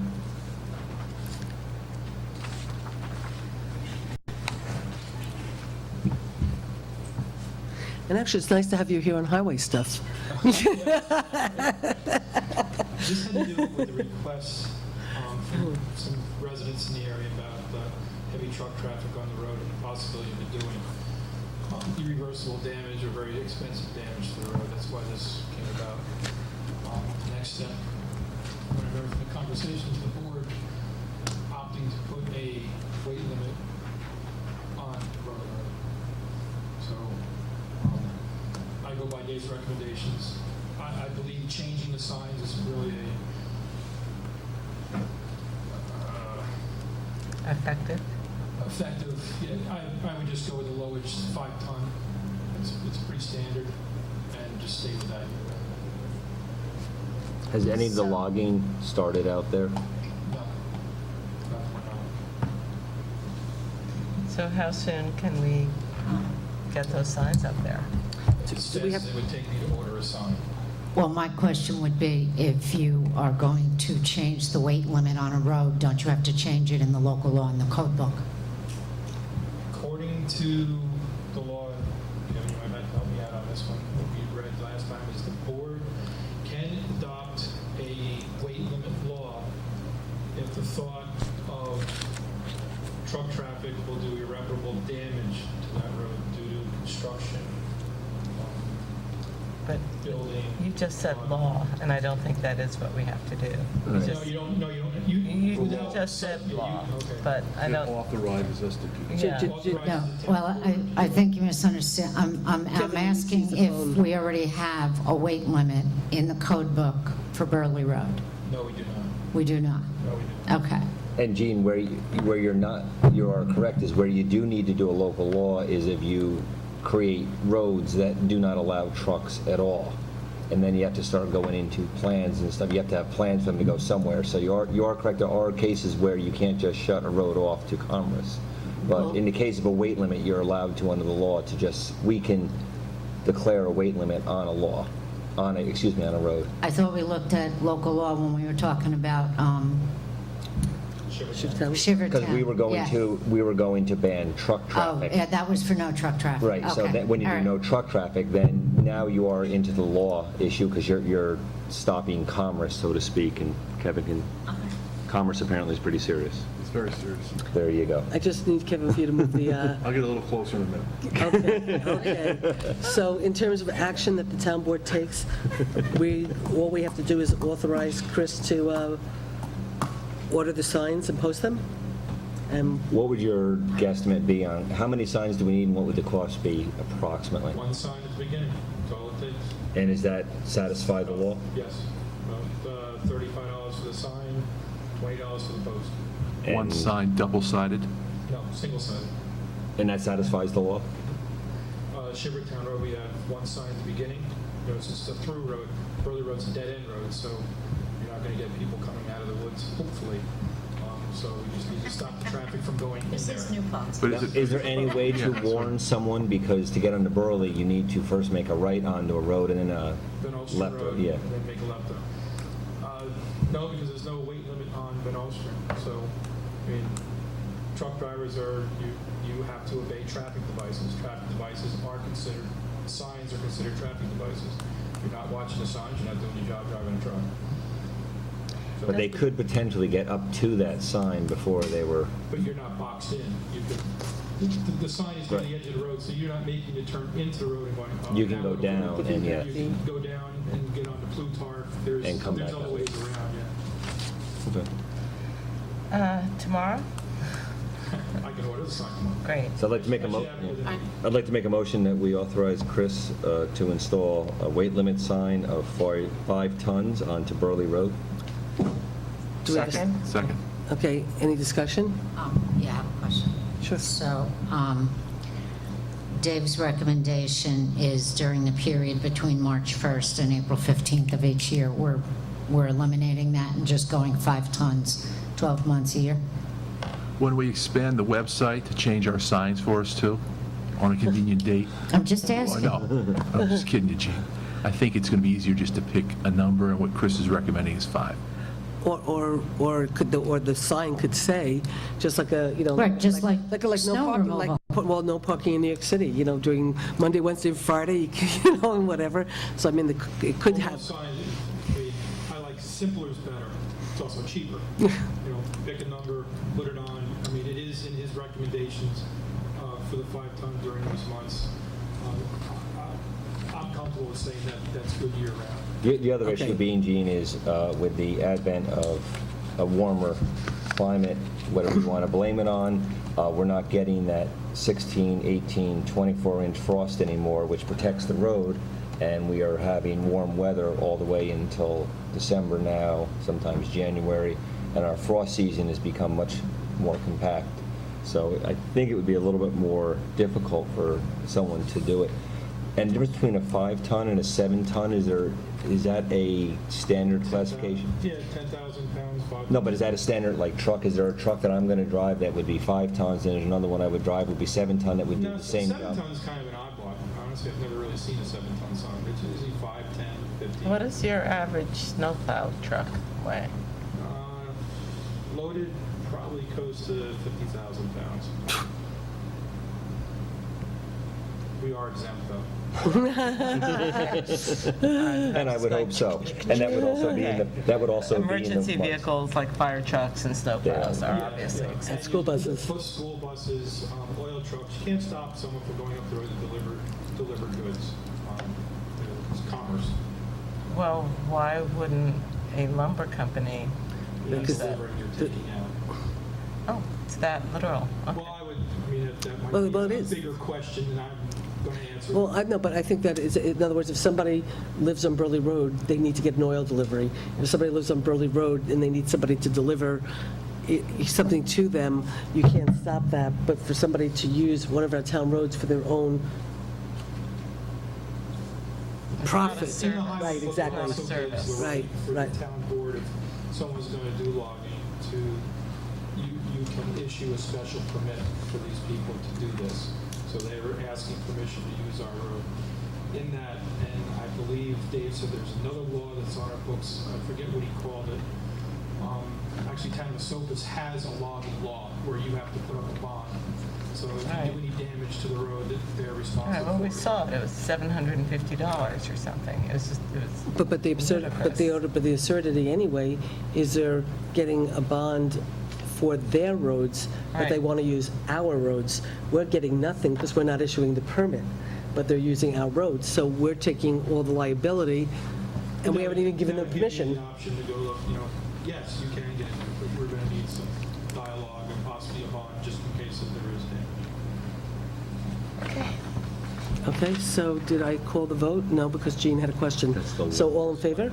Aye. Okay, motion so Aye. carried. Yeah, I saw Would that. you be willing to call the town of Lloyd tomorrow, the town of Esopus tomorrow, and just let them know that there's a weight limit on Burley Road, so if, Excuse me, you just need it. As soon as I put this on. good, great, thank you. Okay, thanks. Okay, so don't leave yet. The next one is Birch Lane Performance and Maintenance Bond, and I think, Jean, you had some questions on it?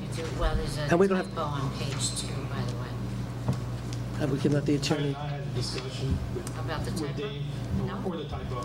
It was actually Joe Moriello, our town attorney, who called Carol and said that we needed to put Birch Lane on the agenda, and I had said to her, I don't even know what Birch, we've never talked about Birch Lane, and so Carol followed up with Joe and said it was about a performance and maintenance bond, and I guess releasing the maintenance bond. And so, Gene has some questions, but if you haven't had a chance to look at it and approve it, I wouldn't want to approve anything tonight anyway. Well, this And- more has, the road is complete. We're very happy the way it came out. Been out and inspected it many times with Dave and Andy.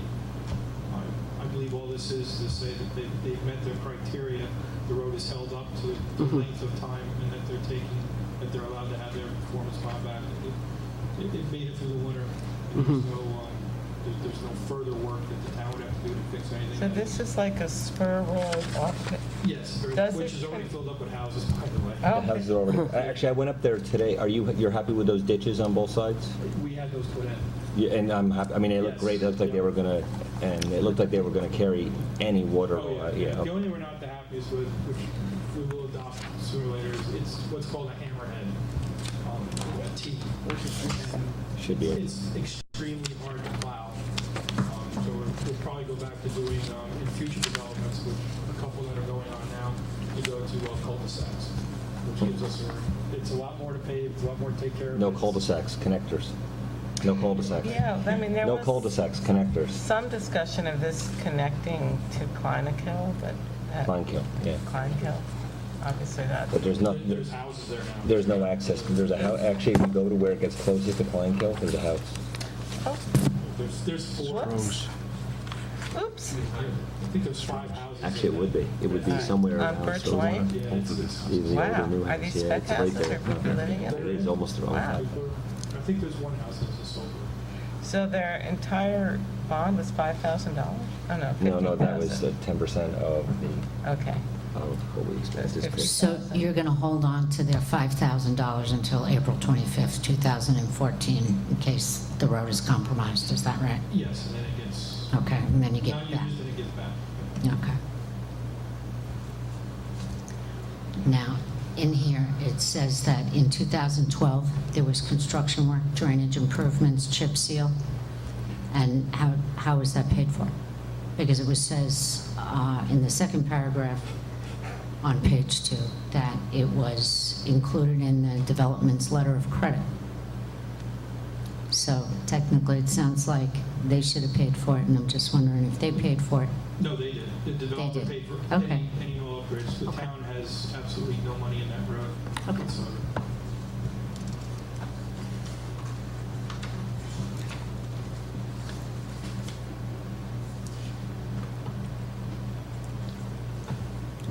Are you comfortable? So Are there- do are we there- are there have questions? Chris's letter? It says as soon as, Yeah, mine of acceptance, but. we do have that? Yes, Okay. that Dave accepted it, I accepted it, met the criteria of a highway. Not in this package, but we do have it somewhere? Yes, you do. Okay. Okay. So I make a motion that we accept Birch Lane as a public highway.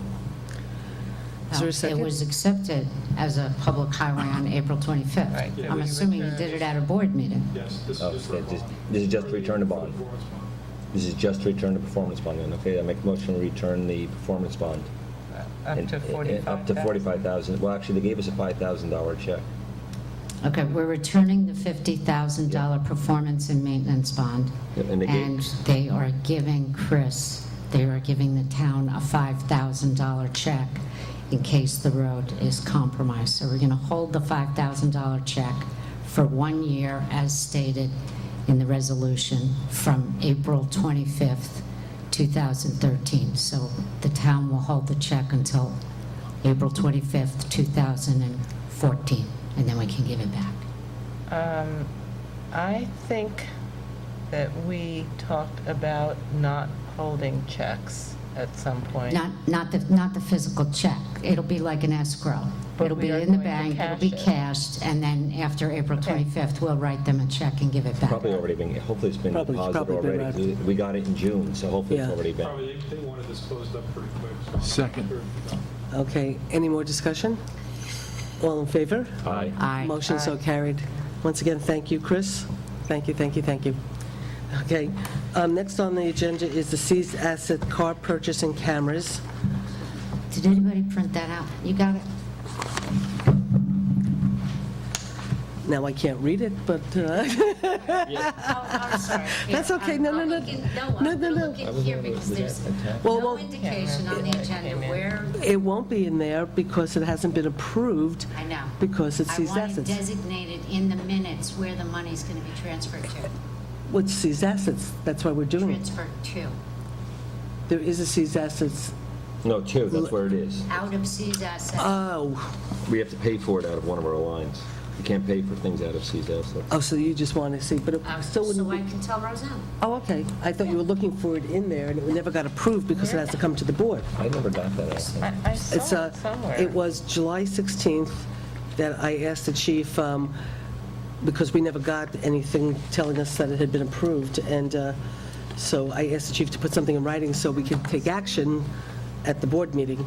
So on July 16th, after he left my office, he went back at 5:03, July 16th, and sent 2 emails, one at 4:59 and one at 5:03 on July 16th, asking, one, please put on your agenda to approve funds for our seized asset account for the purchase of an administrative vehicle. This will replace the Audi that we seized and used for a few years. We are looking to purchase a Ford Fusion or a similar type vehicle that is hybrid, and we'll purchase through the auction as we did with my vehicle.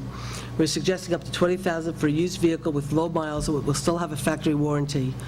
And then we were thanked in advance. So everybody remembers, the police seized an Audi that they were using for a number of years, but it was a sore point in the community to have some of the police driving around in an Audi, even though it was seized by drugs. So the board authorized them to sell it, and they're looking to purchase this. Okay, so this is not for the car cameras. No, that's the next one. This is, I know that, I said it's not for the car cameras, that's the next one. This one is for the, replacing the Audi with a hybrid Fusion for up to $20,000. So, does anybody want to discuss? Well, why don't we make a motion in a second, then we can discuss? I will make the motion. Does somebody want a second? Second. Okay, does anybody want to discuss? Yeah, I had actually responded, and I believe if I didn't respond to all, I may have had I can't remember, but I asked Joe to provide us with a list of all the vehicles and what each one is doing. And I didn't get that, so I'm not sure the need for the additional vehicle. And I guess that would be my only discussion would be, do we need another administrative vehicle? Did he not, I did see your request, Jeff, so I don't know if you carboned everybody, but I know you carboned me. No, I must have copied, yeah, I copied everyone. You know, and stuff. I just don't remember him not responding. Yeah, no, there was never a response from it, so I don't know, and I frequently get the comment, and you made the comment that people say, you know, it's nice to have a hybrid vehicle, which Kitty's only been asking for since I believe I've sat on this board. So I'm very excited to looking at a hybrid vehicle, but another question that has come up for many years, and people have commented, is they drive by and they see multiple vehicles at the police station all throughout the day, and do we really need one more vehicle? So, I mean, that would still be my question, is what do we currently have, what are they currently doing, and what will this new one do? I guess that would, all of those would be my questions. Okay, so we have 2 possible choices to answer your questions. One, we could not take action and ask the chief to please detail the information to your request and table this till next week.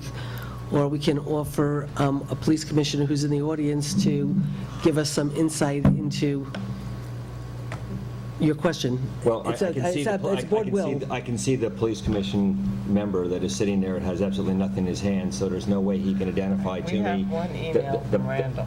Right, the possibility of what is, You're right. no, but doesn't detail what the vehicles are. Right. The other is we can't take no action because you've made a motion, so if you want to withdraw your motion, you could do that, but we can't take no action because you did make a motion. Well, I that was withdrew, seconded. I mean, no, So you can withdraw your motion. Well, I made the motion for the purposes of discussion.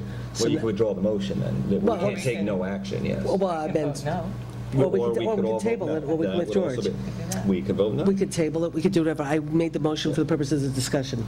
Well- So if I gave two options, but if the Okay. board wants to wait So for next week, that's fine. Let's just have a little bit of discussion. We have a commissioner here, we have our police commission liaison. So, I mean, were you? I was present for the discussion of the commission, yes. So were you persuaded that this is a car they need?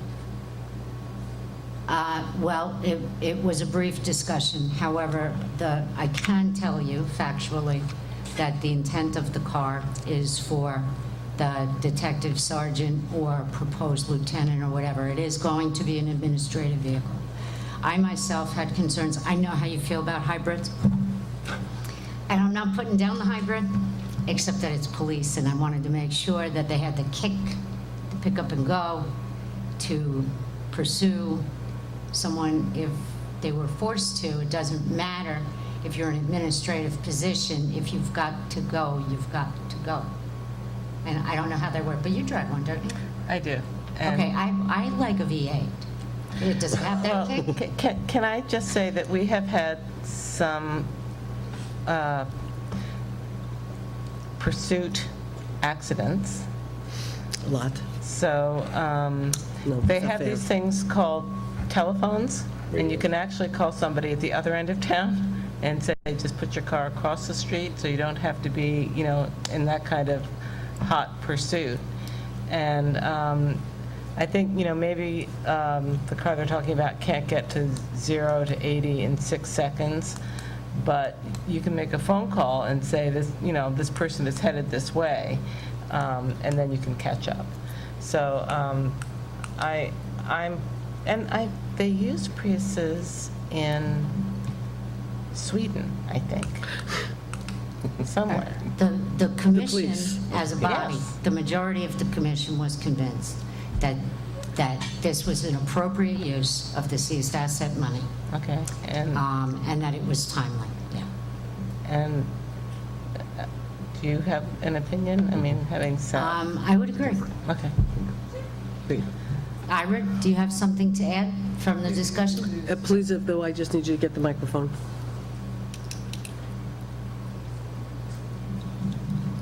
The chief, who basically controls the seized assets, felt that this is not a pursuit car. This is an administrative car for when the detectives have to go someplace or when the acting lieutenant has to go someplace. He's on 24-hour call, and if you ever decide what you want to do and all these other things. Doesn't cost, we decided it doesn't cost the taxpayers any money. The chief felt he needed it, and he has the right to buy it under seized assets, and you have the right to transfer funds. This was a good purchase. He's not going to spend $20,000, that's why it's up to. But it's going to save us a lot of money in the fact that they're not, right now they use patrol cars for all of this stuff. Since we got rid of the order, we got rid of the lieutenant, they're using patrol cars. Patrol cars are very expensive, and they're big gas guzzlers, as everybody knows. So, doesn't hurt the taxpayers. The seized assets can only be spent on certain items under the law. So, I mean, rather than just let it sit there, let's get something useful. That was our feeling on it. Let's get something useful that the police can use and save the taxpayers money. And that was our thinking on the matter.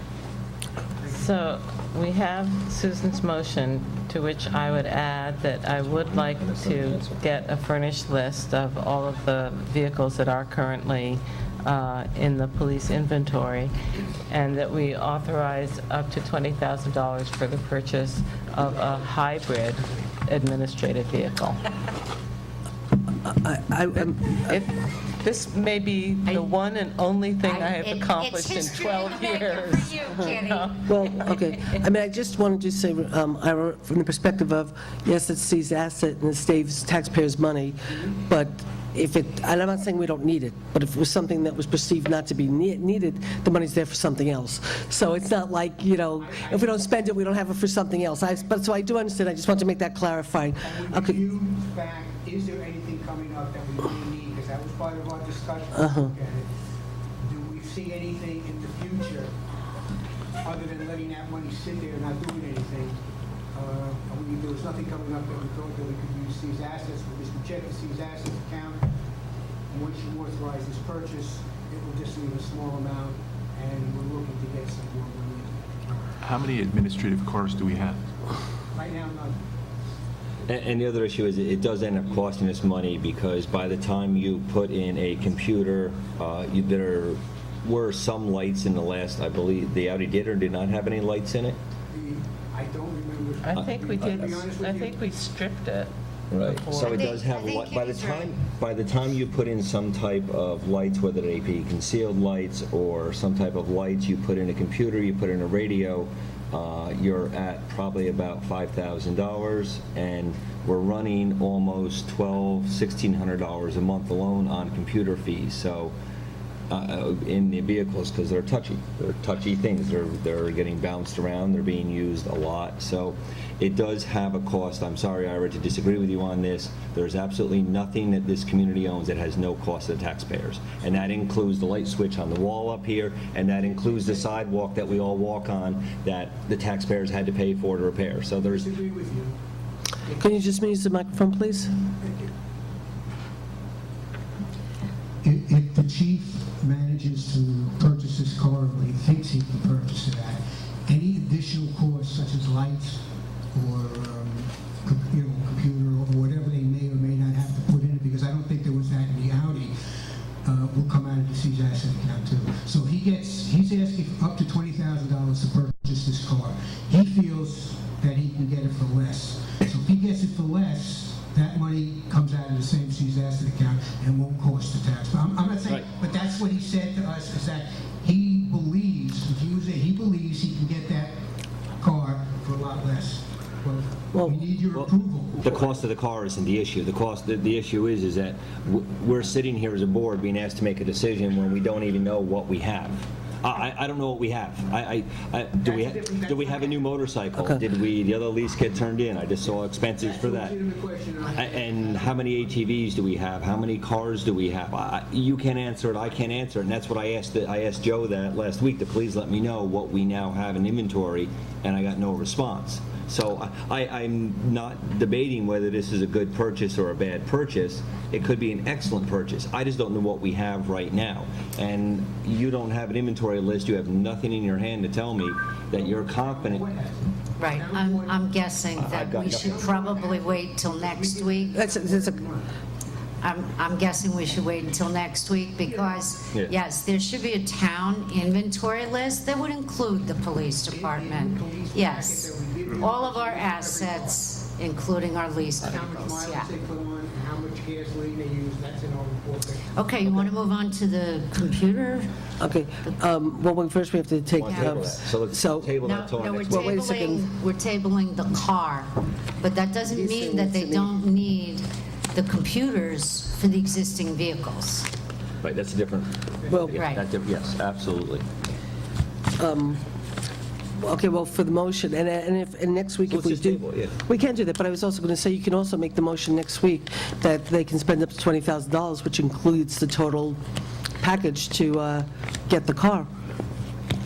So they have to figure in the cost for the lights and all that type of stuff, as opposed to coming back after the fact and, I don't know if they're gonna put lights in, I can't answer. No, they might not, but the chief Yeah, I can don't figure know out what it would, either. but the chief can I don't figure know out what it what would. they do Because like you said, if we do the computers and if we do if we do this, there's going to be very little money left in the seized asset account, That'd be about $1,000. which might not be enough to put in the computers, because if you look at the cost of the computers, $16,800 for 3.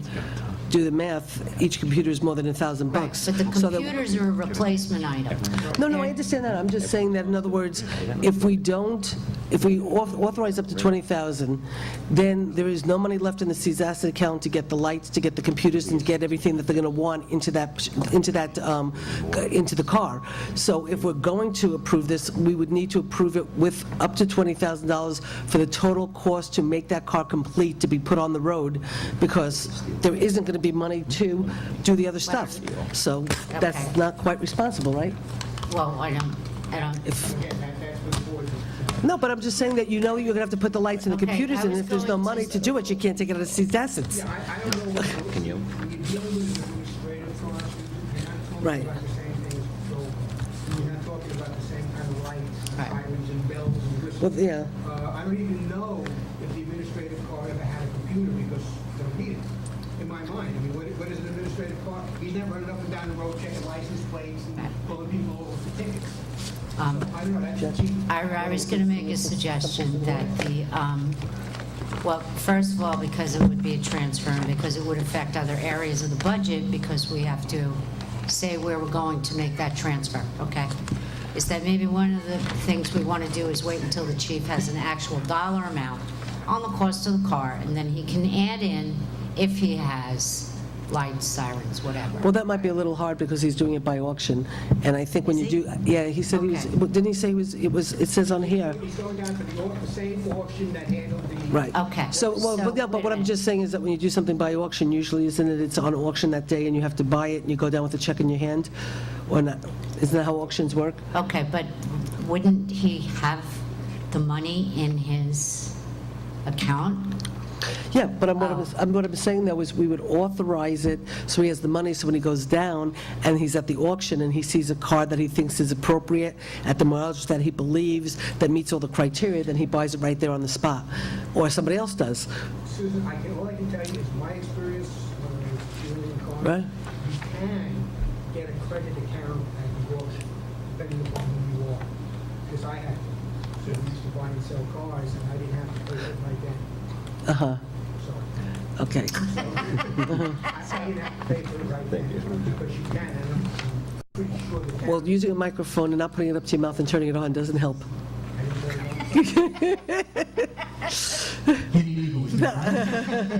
I can't hear you, Ira. No, it's like you can make all kinds of arrangements. At least I could when I went down to the car auctions many years ago when I was a car dealer. Okay, so, okay. All kinds of stuff, but I agree with you. Right. You got the figures, see what the cars are. Right. And just remember that the chief has the authority over that account, that's why. Well, he doesn't really have the authority from the perspective of he can recommend to us what he wants to see that account to be used, but the fact that the town board has to approve it means the town board has authority over that account. Absolutely, it's a crazy thing in the law because... But that's the law, and that's why you're here talking to us right now, because we have the authority. But he's the one who would recommend to us what he'd like, and more often than not, we would hopefully take his recommendation and then agree to do it. But the chief comes to commission as a courtesy because he doesn't Have to come to you, that's right. But I just we do have the authority. So what we will do is I will withdraw my motion. Or no, you can just table it. We can just You table want the to table motion. it? Okay, so we'll table the motion until next week, and what we'll do is I'll talk to the chief to get a better handle on if he has to put in computers, if he has to put on lights, what the total cost would be, so we can make a decision, and then I will also make sure, Jeff, that you get a detailed list. Not just me, I think we also, because the monthly report does not include vehicle inventory, nor does it include gasoline expense or mileage, unless there's... It does. No, I just gave it to him. They just gave it to me, it does not include... You're missing a whole bunch of... I can't tell, I don't know what you got. We got the monthly report. I have the New Paltz Police Department monthly report. That was, I will tell you, Ira, that we have the monthly report that I just took out of the envelope, so it wasn't printed on a computer. That is in a envelope that says New Paltz Police Department, supervises in Town Hall. I just opened it up, handed it over to Jeff Logan, and so whatever I have is what I got from the police department, which is their monthly report. May I ask you how many envelopes you got? Carol, no. Carol takes every monthly report that we get, she puts it together, she creates a packet, and she gives it to me for the meetings, so this was the monthly report that was delivered. Yes, Susan, but what I'm trying to say to you, this month, for some reason, it wasn't a single report, it was split into two pieces. Okay. Because the chief didn't do it. Remember, the chief is away. Yeah, no, that's what It I'm was saying. a snafu. Okay. If you want, I'll bring this. Okay, I'm just saying, because she said it was in the report, I handed it over to, Actually, the best thing would be to let the chief send that report to Jeff. no, the chief will No, send I it. don't want to, no, it's not, this is for the whole, this is a whole board discussion. Forget it, Ira, let's move on. We That's table it, okay. let's move on. That's fine. This is not a Jeff thing, this is a No. whole board thing. As a board, we should all Yes, know absolutely. what our assets are. You said you asked for the... We're using Jeff as a noun then? No. Okay, no. Well, then you the work. conversation. I've been Jeff, okay, then let's move on. Conversation done, we will Thank get the you. answer that a councilman asked, so the board can make an intelligent decision. So we, Thank you. That's all we're asking. we're tabling that, All right. let me just make sure we're doing it right. I have to make a motion to table, can I have a second? Second. All in favor? Aye. Motion so carried. Thank you. Okay. The next question we had was for, please put on your agenda to approve funds from our seized asset account for the purchase of replacing three in-car video systems in our patrol cars. This is to replace older units that are out of warranty and obsolete. $16,744 is the amount of the purchase order request. So do I have a motion and a second for purposes of discussion? So moved? A second? Second. Okay, discussion. Do you want to say anything, Liaison Galucci? I would be willing to tell you where I would like the revenue deposited from the seized assets account and what budget line I would like increased in the police expenditures. So would you Other like... than that, I think that, yes, they have to replace these three. Okay. Is there any other discussion before Councilwoman Galucci amends the motion? Okay, so would you like to amend the motion to put in the accurate information? I would like the $16,744 deposited into revenue account 981522, increase the budget line. So it's a whole budget modification. I'm also going to increase the budget on the expense side. Do I have a second? And wait, Oh, I'm that sorry. would be 522. Where'd it go?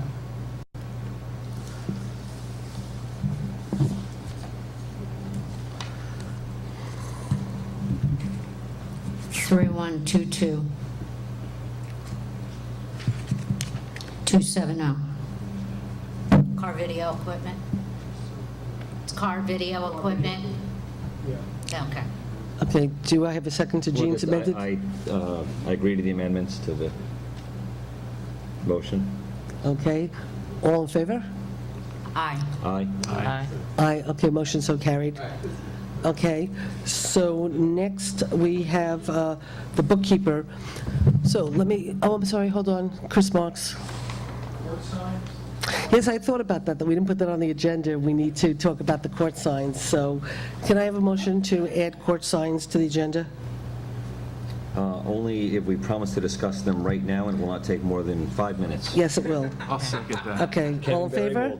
Motion so carried. Okay, so just so I can just give you a quick, Chris sent us a letter telling us why he felt he had to put the court signs up, and, but I refused to approve the expenditure because the board had said not to spend any money, and so I was going to authorize spending money without coming back to the board to ask if the board agrees with Chris's reasoning, thinking, and will support Chris's request to spend, I think, about $100 for 2 signs to post where the court clerks where the court clerks are going to be parking now that the village made the change.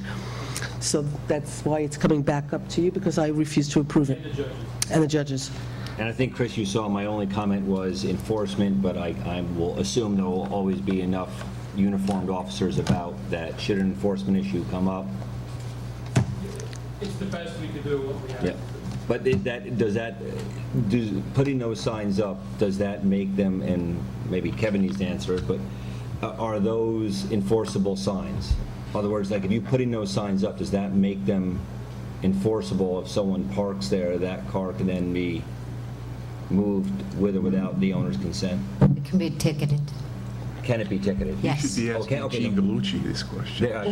I will ask Gene. It can be, okay, so Absolutely. the signs are, okay, The good. signs are going to say employee parking only, is that Okay, good. correct? Okay, I just- Yes. There's a lot of Okay. experience So- with that. Thank you, Anything Gene. They'll be ticketed. I just wanted to make sure they were, and I would guess I would not want to be a car ticketed in a judge's spot. I'm going to guess that doesn't, I would guess that would be a hard one. Actually, handicap is very expensive. Handicap is very, very, I know, Very yeah, that's fair. That Okay, $100. so with that, is the board, would the board like to authorize the So moved. highway superintendent to? Second.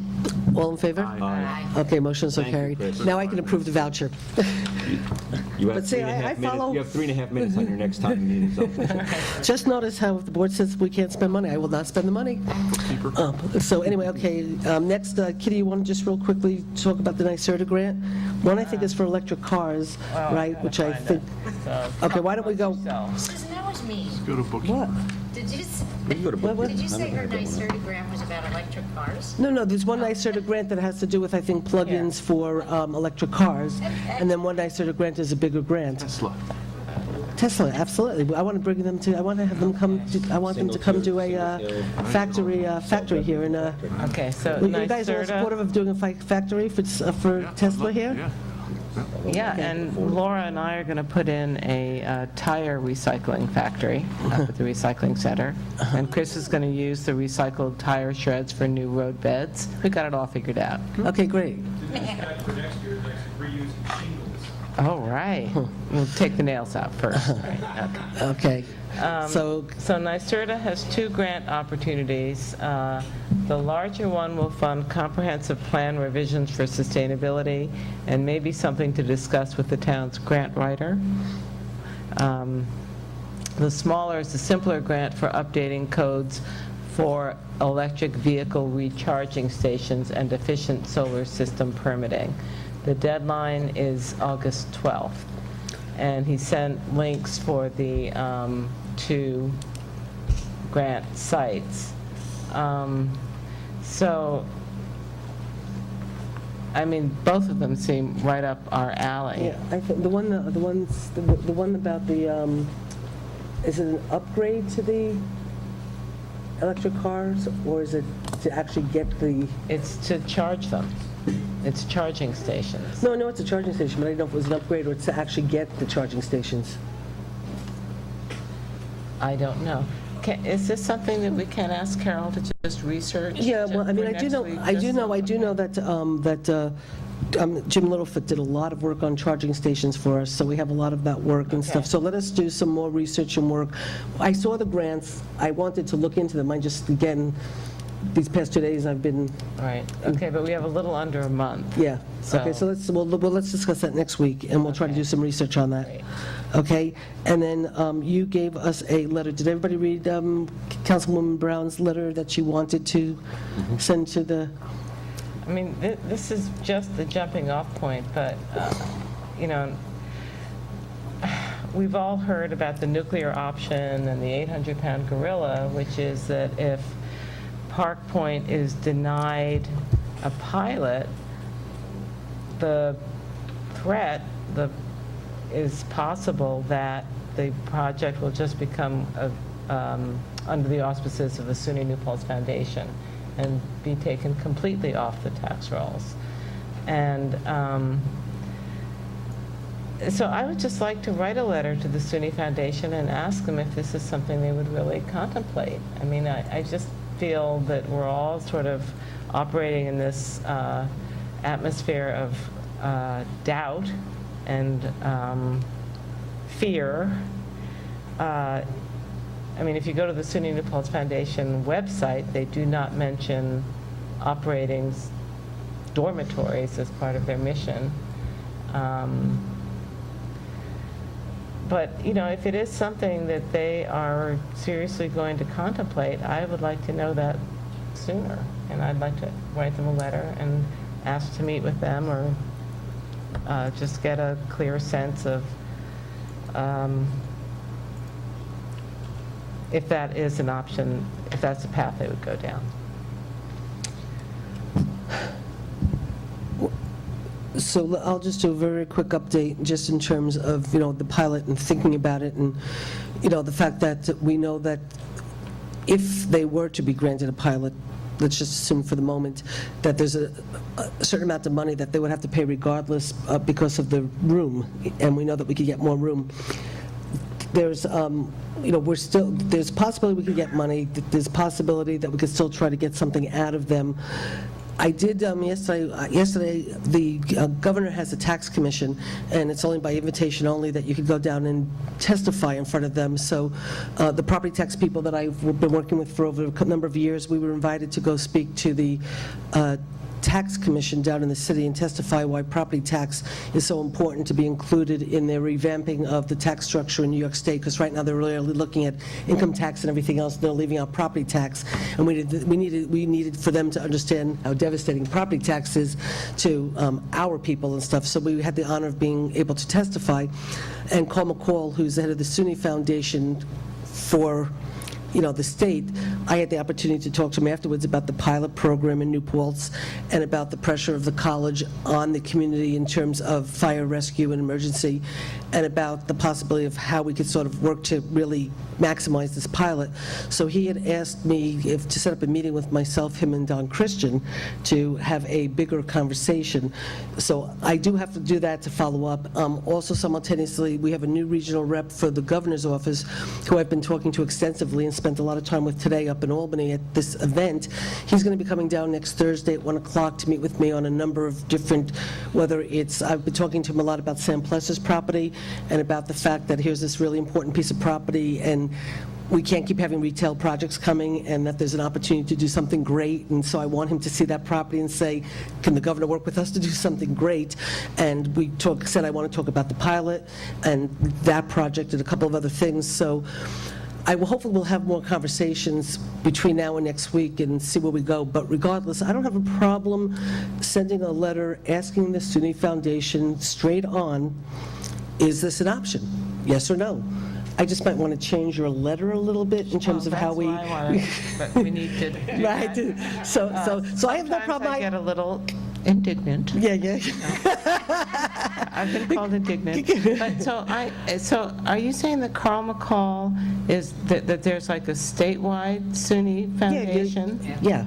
And then this local one would There's a be the local, one there's a that... local, but then there's the SUNY council, the council, or whatever. There's the chancellor. Right. And then, like, he's the president of the board, I think, of the SUNY. I have his card right here. Okay. Wait a second, I'll tell you exactly what his title is. Okay, 'cause this is But- the SUNY New Paltz No, that I know. Foundation. No, I know that. But I was talking to him I didn't about realize how there he was could. a, No, like, there's a bigger. umbrella. There's a bigger. Okay. But and I was talking to him about one of the conversations that happened yesterday when we were talking about. And I have to tell you, you're going to be so happy.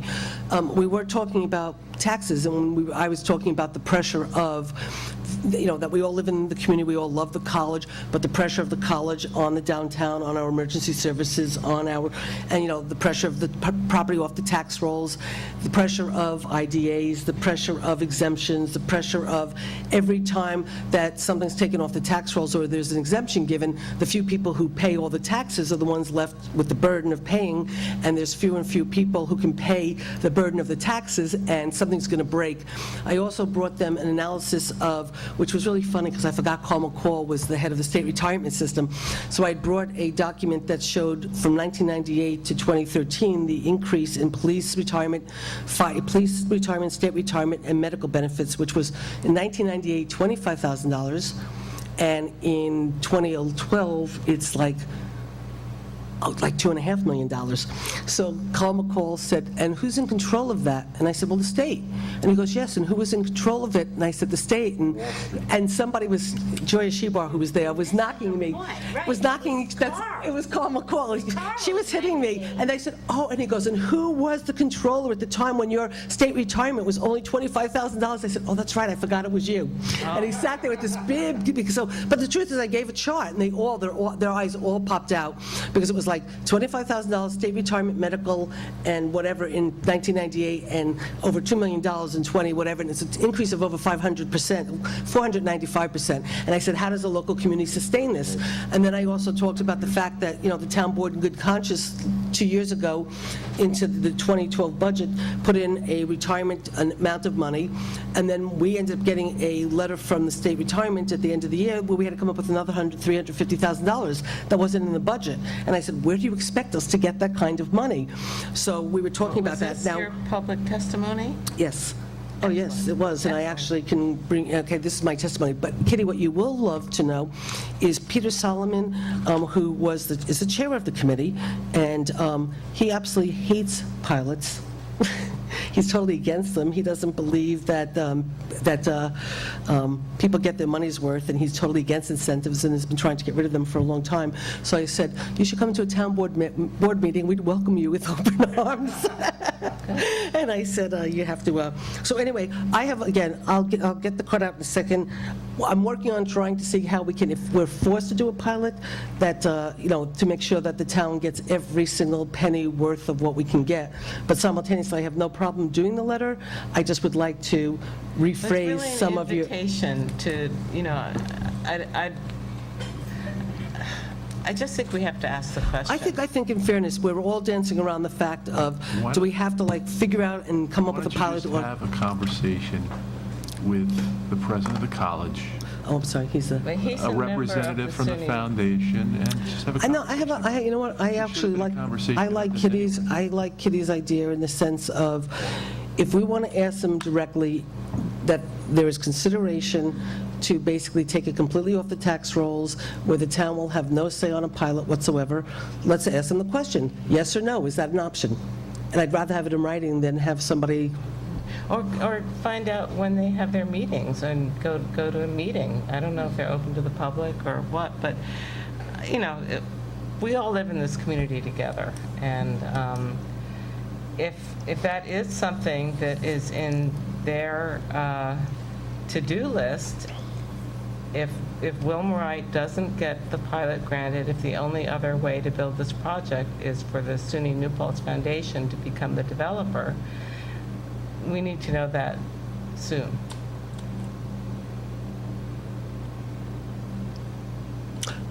Carmel Call is, I'm sorry, he's the chairman of the Board of Trustees of the SUNY New Paltz system. Oh, the The State University of New York. He's So, chairman of the whole entire board. But he's in the EDU world, not in the foundation world. Regardless, I spoke to him about the pressures and problems, and I talked to him about this particular project. Okay. And talked to him, and because we had a whole conversation about pilots yesterday when we were testifying, it was appropriate to talk about it. Good. And so he wanted to have a meeting with myself and the president to talk about Park Point, and then also I talked to him about the police issue, about how we have 21 police officers. But what I also found out just recently, just so you do know, is we have 25 retired police officers that we pay for, and we have 21 police officers that are on the force, 25 that are retired, and we'll have more at the end of the year. But I talked to him, I also talked to Carl McCall about the fact that we have 21 police officers in the town, and there's 28 police officers on the campus who have a bigger budget, and their police officers get paid more than our sergeants, and that maybe we should be looking at how to work together between the state and the town to maximize our police services in a way that's equitable to everybody. So he wanted to talk about that too. So how does everybody feel about me reframing Kitty's letter and bringing it back next week? Sure. Is everybody okay with that? Sure. Okay, that's what we'll do. Okay, so, So President Christian is a member of the SUNY Foundation Board, but, you know, he's just a member. Larry Walensky is vice chair, and I found the name of the president, but I can't find it anymore. But, I mean, it's very important to meet with President Christian, but I don't want to put him on the spot. He's just a member of the foundation. no, I wanted to meet, the reason I wanted to meet, well, that Carl McCall wanted to meet, was for us to meet about how to maximize the pilot, so it's not putting him in a, I don't know. Carl McCall asked to make a meeting, I will make the meeting. We can't lose, right? Okay, so basically, before we do the warrant and we accept the minutes, I just want to very quickly... I am going to also ask to go into executive session for the purposes of discussing a contract. Okay, we could do that in a minute then, but so we'll do the warrants and the transfer and the minutes, so then everybody could go, we can go into we'll make a motion. But I want to hand out just a bunch of stuff for next week that I didn't want to put onto the agenda for tonight, because they all just came in so late. So, one is we have a ENCB appointment resume, and there's a few positions available, but I don't know if you guys want to do interviews or the boards, or take just the recommendation of the chair of the board, up to you guys, but here's a resume for that. This is a letter from Anthony Solfaro from the PBA union about a potential conflict of interest with the police commission and PBA negotiations. So I just want to give the letter out from the PBA chief, and we'll put this on the agenda for next week.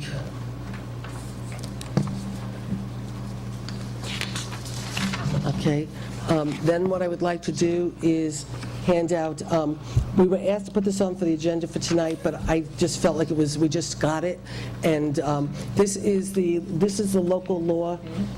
This is the local law that we talked about in terms of amending the municipal water supply facility or system, and George Lithgow, myself, Dennis Doyle, and Kevin Barry, and Dave Klauser had a very, very long talk about the municipal water system, about creating this law. We also had a very long talk about the pilot for Park Point. I think we were there for 4 hours, and we also talked about a town water system and where we're trying to go with that. George brought this in last night. Carol was unfortunately here working on the website till 8:30 at night, and it seems like from 5 to 8 o'clock, she told me everybody that came in to do work with her, including Councilwoman Brown, and so she got this late last night, and so I don't want to set the public hearing because nobody's had the time to read it. And I think because of some of the questions that came up, Kevin, some of the questions that came up, I think we should read this very closely. I need to look at it, yes. So I want everybody to read this before we decide to set a public hearing. And then next week, if you remember correctly, we authorized Randall Horner to apply for a grant for a solar up at the landfill, and we had a problem with Central Hudson. Now that Fortis has taken over, and Fortis has basically said that they're supposed to be looking into recyclables, into renewable. What Randall Horner did was he went over to Executive Hein and said that there's an opportunity now through the Sustainable Regional Councils to put in for a bigger grant and use New Paltz, Woodstock, and I think Rosendale, who are all looking to do, Sopus, New Paltz, and Woodstock, that are all looking to do solar projects, so the county could take the 3 projects, put it in to the Regional Sustainable Grant, and, try to make Ulster County a leader in sustainable, renewable solar energy. So he drafted a resolution for us to basically support the concept of the county doing a grant using our solar project that we already authorized him to do, but this is to piggyback it with Woodstock and Esopus and try to make it bigger and try to get the county to take the lead. So we got this at 4:30 today, so I'm just giving it to you for next week, and so everybody could read it. If you have any changes or whatever, just email back, and then we could do this next week. I don't understand the whereas section about the cost of utility site interconnection, cost of the town property, determined to be approximately That's what they were That's going what we- to charge us to connect to their system. I remember that Right. shock, but I don't understand its relevance here. Well, that's, I think he's just citing that as an impediment to what we were trying to do before. That was a financial impediment Okay. to the project's financial viability, and that's why it didn't proceed. Okay, in reading this, I thought somewhere I was going to see a request for that amount of money. well, it is. It should be. Technically, Next line highlights it, Kitty. It says that those costs overwhelmingly became a disincentive to proceeding. See that?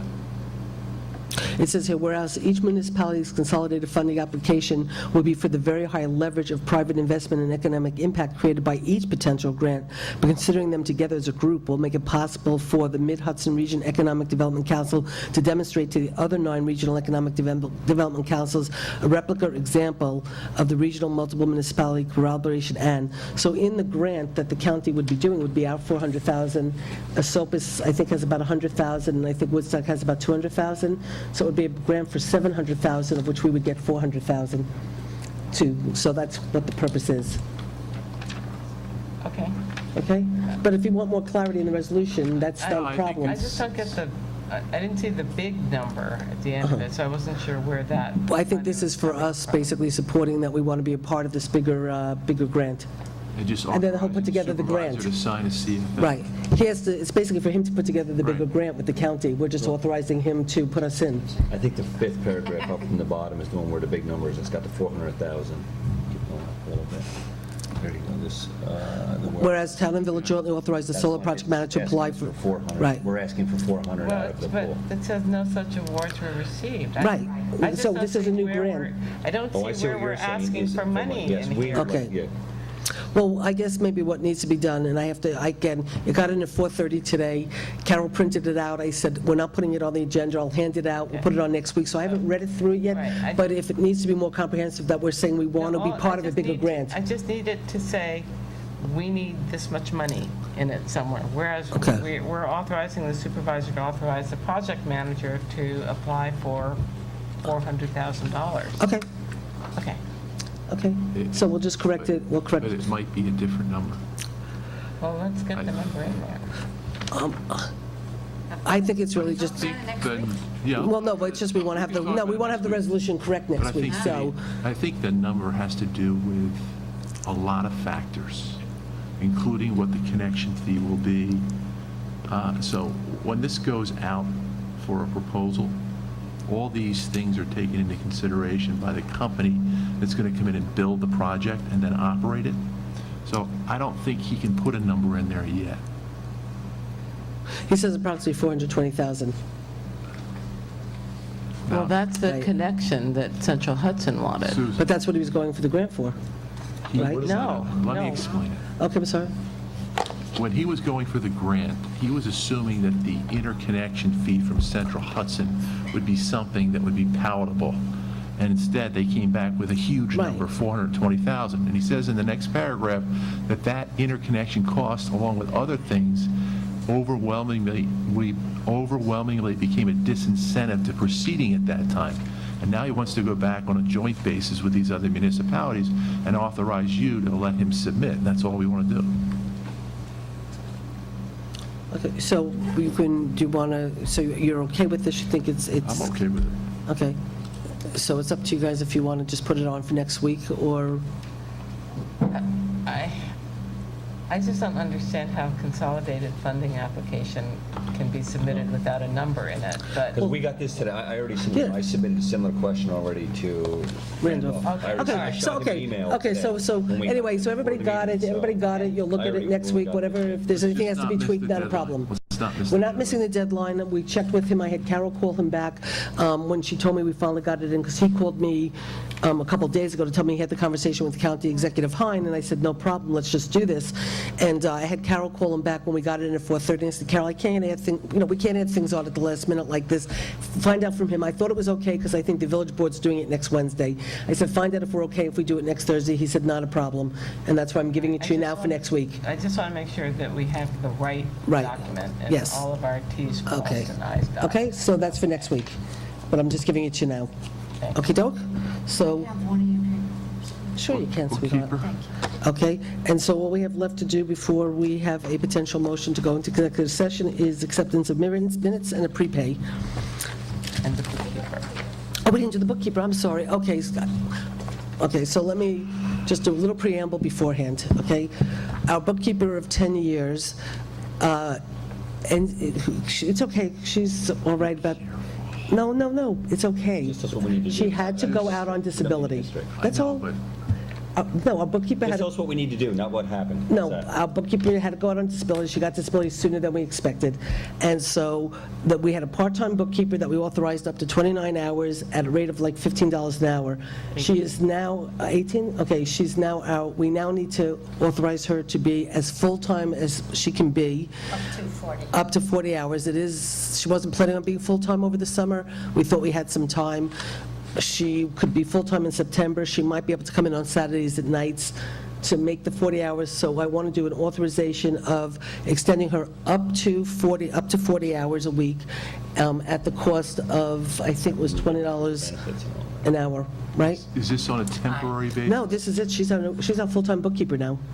We do not have, we have, as of July 30th, our bookkeeper I is thought- retired, No, but... I understand what you're saying, but I thought that we might want to consider hiring a person into a controller's position at some point. in the Regardless of future. that, we still need a full-time bookkeeper.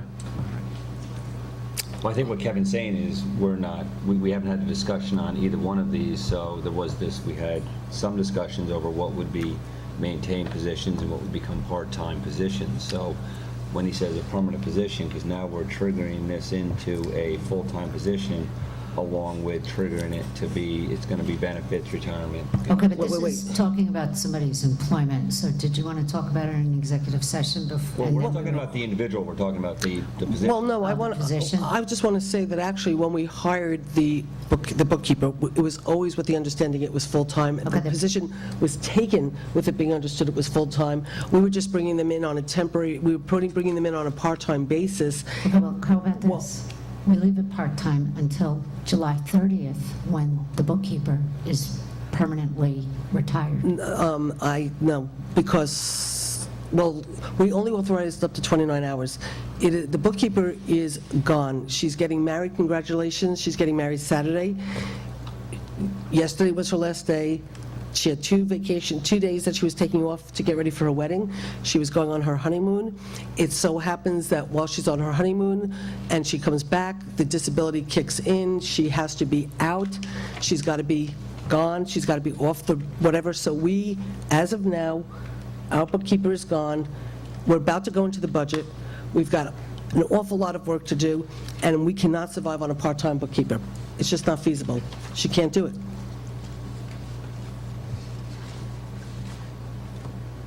And when we hired her, it was with the understanding she was going to be full-time. And any discussion of any other position was over and above, but she got hired on the assumption she'd be full-time. We never said it was a part-time position. Great. To go to civil service. Oh, great. Yes. When there's a test, she will have to go back. There's no test. You have to draw from the list. There is no list. There is no list because there hasn't been a test in a long time, so there was no list. And so when when the test does come out, she understands that she does have to take it. But there was no list. But she is a New Paltz resident, and she was one of the most qualified people anyway. And we But did they follow, don't- yeah, we did follow the town law of yeah. hiring New Paltz residents, so she is she does live and own a home within. But if there was a list right now, we would have hired off the list. But there's no. What are we going to do? Whatever. All right, so We really need for her to be authorized up to 40 hours for the purposes of her coming in as much as she possibly can. I would move that motion. Second? Okay. And I think the salary was, I have it here, Jean, but I think we said it was $20 an hour, if I remember correctly. But what's, do you have the calculator?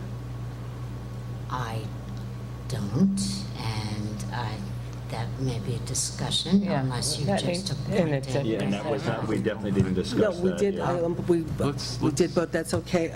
You want, All right, let's you know- do up to 40 hours and go into executive session, and we'll hash it out. It's okay. Well, I just really actually, what I needed to, wanted to try to get before tonight was the minutes, because I think we actually took action, Okay. hiring her at $18 an hour Okay. until she went full-time, and then she went up to the salary Okay. that was equal to the bookkeeper, because this is one with a lot of experience. So you'll look for the... All right, she'll do okay. that while we're in Okay, because I executive tried to look for the minutes as soon as I got back, but we had... Okay, Yes, but so... Rosanna has tools. Great, that's terrific. Okay.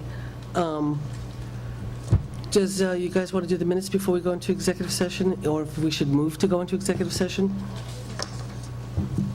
Do you guys want to do the, and Ray, pretty soon the minutes will be on the website, so you can read them all. Okay, so does anybody have, Which ones are we doing? we have June 20th, June 27th,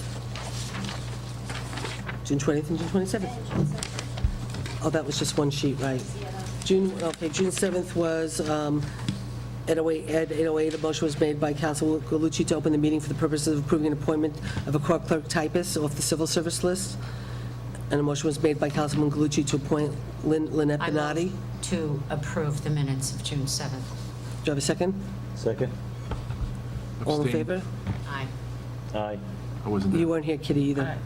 Wait, for Abstain. June 27th? No, June 7th. you Oh, weren't here. sorry. So would you like to abstain? I will.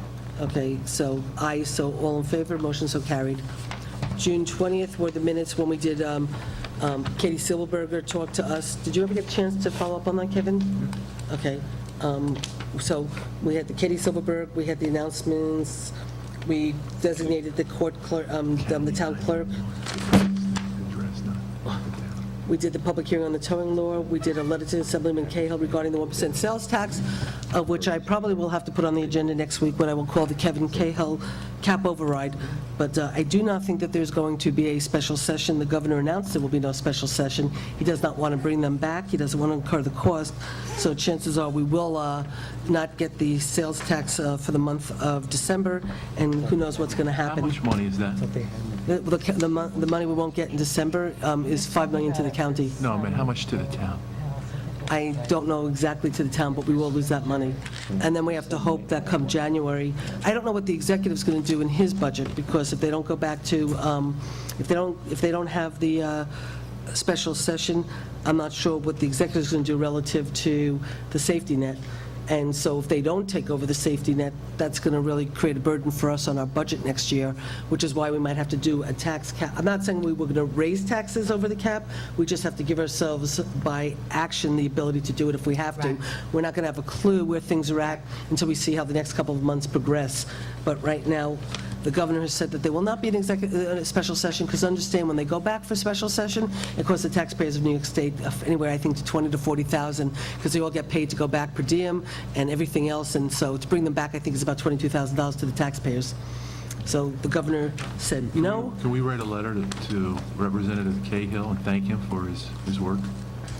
Well, we can after we do the override on the tax cap. All right, let's do that. Okay, so we have the Burley Road, the municipal water system, grant for sewer 6, the Field of Dreams. The only thing is, a motion was made by Councilman Barry to move $81,000 back to the Parkland Reserve Fund. Can I put my 2 cents in, even though I wasn't there? Yes, you was. Okay. Welcome back, sweetheart. I'm Yeah. feeling better. The $81,000 that Yeah. was transferred from the Parkland Fund is in the A Fund. It's in the A Fund. Do you want to take, Councilman Barry meant to transfer $81,000 out of the A Fund or the general fund? What it was they had the money, they had the money reserved for 2 projects. Old project. Right, so we made the motion to put it back into Parkland. Exactly. Back So into, from, transfer $81,000 into the Parkland Fund from the general fund. I'm not 100% sure if it was in the general fund, it was just reserved. They reserved the money for 2 projects. You sure? Was it floating in the recreation budget? I do not think so. I think it was reserved for 2 projects that ended up not happening. I thought Patty told me it was out, it was in the general fund for a couple of years. Well, it was reserved for a couple of years, that much I know. That's why we moved it back. Hold on. Double check. Okay, while you do that, why don't we go to the June 27th?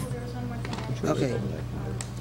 Okay, letter to the governor. Councilwoman Brown drafted a letter to the governor requesting withdraws his proposal for tax-free zones on SUNY campuses. Citizens have been informed the board that unfortunately this has already passed. Supervisor Zimmet and Councilman Barry will work on drafting a letter asking the state to pay for an analysis. Councilman Barry is not here, and I don't remember Which what. one? This is when you wanted us to write a letter to the governor about withdrawing the tax-free zone, and I told you that it had already passed the legislature. Right, but- And wait, so, Councilman Barry and I were going to draft a letter to ask the state to pay for an analysis of, do you remember what that was, Kevin? That you and I were supposed to do? Say again. Councilwoman Brown drafted a letter to the governor requesting withdraws his proposal for tax-free zones on SUNY campuses. Supervisor Zimmet informed the board that unfortunately this has already passed. Supervisor Zimmet and Councilman Barry will work on drafting a letter asking the state to pay for an analysis, and then she doesn't have the It's rest. got to be the impact of the tax-free zones on the existing tax burden, which is disproportionate to any other community, given what we have here.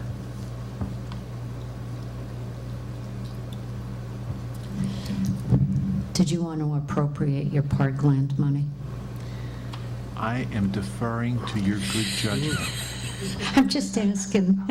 So- Was it your intent? No, the intent was, Not the 81. I can't find it in the budget, so I'm letting go of the 81. Okay, I'm pretty sure it was just reserved. It was, it wasn't moved out of it, it was just That's crazy. reserved for 2 projects. Okay, That but the project should come Kevin? to, so we released it No, from wait, being no, reserved. The 81, I've never, Gene, the money in Parkland, the money from developers, has never been listed in our budget. Okay.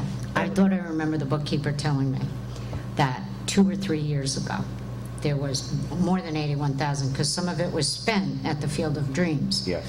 It had been transferred. Yes. The budget had been increased for the Field of Dreams, and there it stayed, and that this was the year it was going to be moved back. Well, what's Does that, I've never seen a budget even though I've requested a budget, reflect the amount in that fund. Right, There's I no- don't- I've never seen a revenue budget reflect those dollars. Oh, no, it wouldn't, but I was looking in the Field of Dreams No, it- lines to see if it's high enough, and it's not. Well, no, but it wasn't No, but because it wasn't for the Field of Dreams. A It was- year or two ago, it was moved, I believe 2 years ago, it was moved back out of that fund. Oh. It may have been done in the last waning hours, and I think Kitty may remember that. We moved it back out because Okay. we were not, we didn't have the contributions that are being given to us now. Hence, for example, the New Paltz Baseball Association is giving us 10,000. We didn't have Chris's crew that was willing to do So much. $20,000 of work for about half that cost. So it was moved back out of it, back into the fund. So at one point, I believe that was just prior to the new board being seated. Okay, but the 21,090 There was for money the pavilion, that we you want to authorized. appropriate? We did. Yes. We already did. And we did. Yes, you said that it's Yes. going to be paid for out of the Yes. Parkland, but you Parkland didn't fund. say how or where or what part of the budget you're increasing. I'm asking if you want to increase the recreation line. Sure. I just thought want there to, was a revenue line I thought there was an expense line for that already.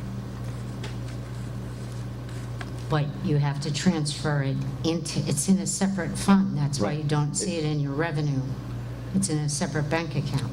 It's in a separate bank account. Yeah, it's not even on our revenue. It's not even on our revenue budget.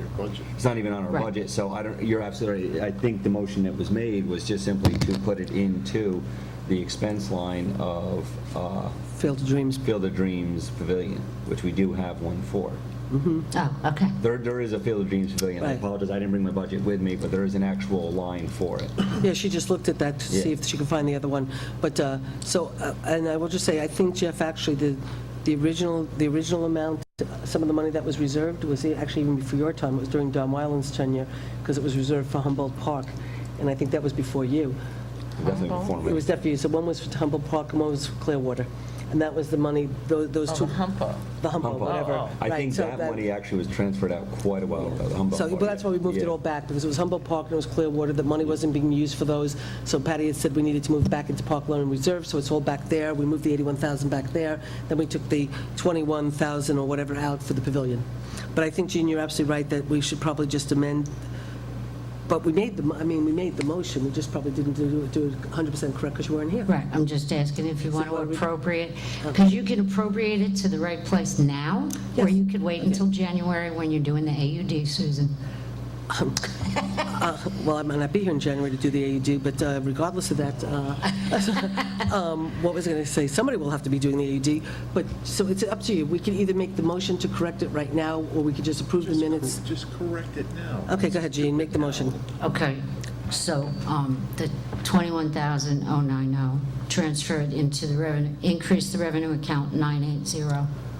I'm assuming you have a 2005 being the Recreation Field of Dreams, and increase the budget line 522-7150-260 for the sports park. If that's what you... Do I have a second? Second. Okay, is there any discussion? Did you get the lines? You'll get it from her, okay. At the All in very favor? end of that Okay, section, motion. the Field of Dreams section, we have a motion made by Councilman Barry and seconded by Councilman Barry. No, seconded by Councilman Logan. That's what I have. It says right here, seconded by Councilman Logan. Here. Oh, okay, I'm not up to that one, we're still finishing this Oh, one. oh, okay, So a motion was made by Councilman Barry to move 81,000 back to Parkland Reserve Fund from, so let's just, it's just period, because she just made the that correction. correction, yeah. Okay, and then seconded by Council, okay, so now Kitty, you're saying over here, The last Okay. sentence. a motion was made by Councilman Barry to accept the donation from the Baseball Association for the concrete slab, seconded by, it was probably me. I can go back and check that. Okay. Well, it had to either be Brown, Logan, or me. And I think it was probably me, but I'm not sure. Okay, so you'll just correct that. Kevin, I guess you and I have a letter to, we have to do. So other than that, does everybody want to make? Could you accept these? deposit that to 980-2705? The Baseball Association donation? Is that on this one? Yeah.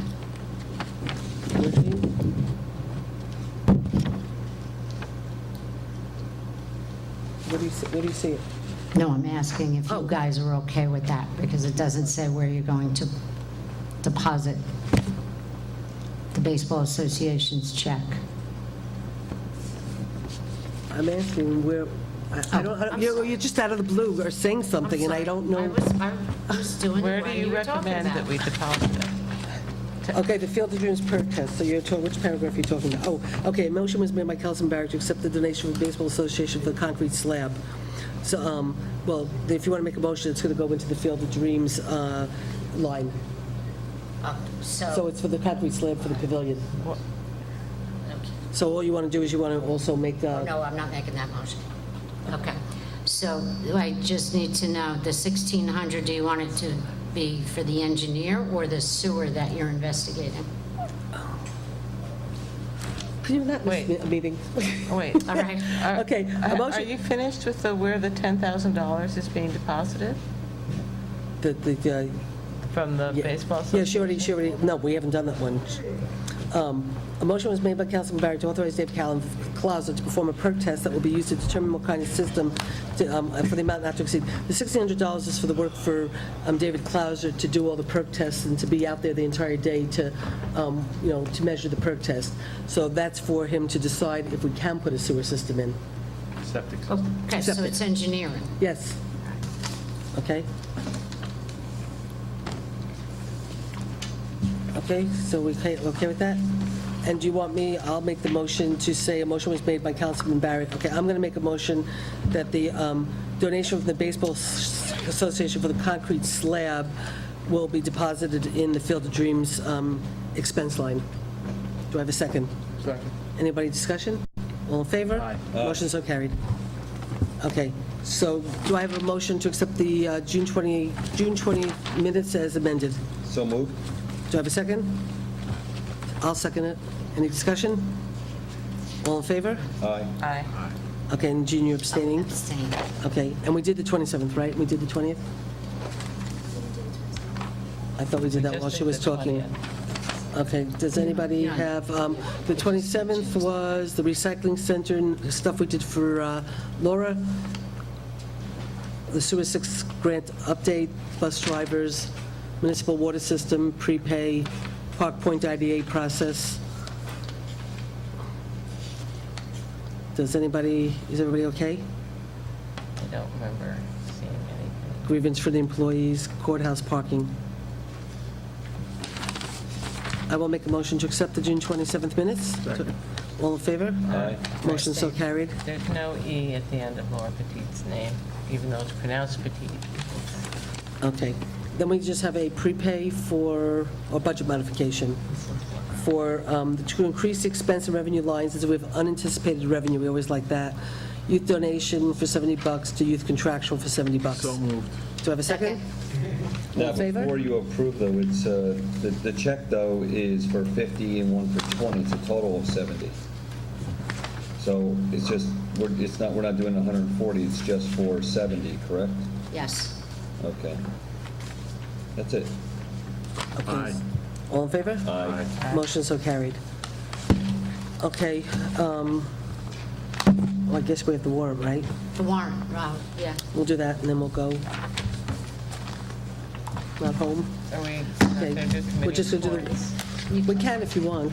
I just have Well, it's only one- 10 o'clock, so. I have one quick one from the community improvement team who asked that, Chris, in your spare time, if you could, there are some dead trees in the parking lot here. They're already cut, they're going, did it last week. You mean, I sent you that email? And he did it's it. just done? Would you write back to me next time so I can publicly thank you? Thank you, done. We still have one stump that comes. Okay, I can show my face at the next, every He also- meeting, Sue Stagen says, Also, everybody should just know that Chris Marks and his team fixed the, when you go out here, there was breaks in the sidewalk out here that you could trip and fall, and Chris Marks and his team have redone the pavement to make it so there's no, More to go. Okay. so, Do we have motion detecting lights he out put those there? out there too. I thought you did, I thought you put out, We have electrical issues with Oh. the building. We burn bulbs out and the sensors weak. So we tried to fix things. Okay. Somehow it was replaced. Maybe we should put those little solar things, although, Well, we did put solar light on the flagpole. all right. Okay, Okay. great. okay, do we have a warrant? Any, is there any questions about the warrant, or can we approve the warrant? Who did it? It was Jeff and Kevin? Yeah. It was Jeff and Kevin. Here's a warrant. It's just sitting. Oh, that's the one that Kevin and I just signed that, so I don't know who needed that. Kevin, where was that in your box? That was in my box, yeah. Okay, I'll stick that back in the bookkeeper's box, and I guess that's just one. Okay, so do we have a motion to approve the warrant?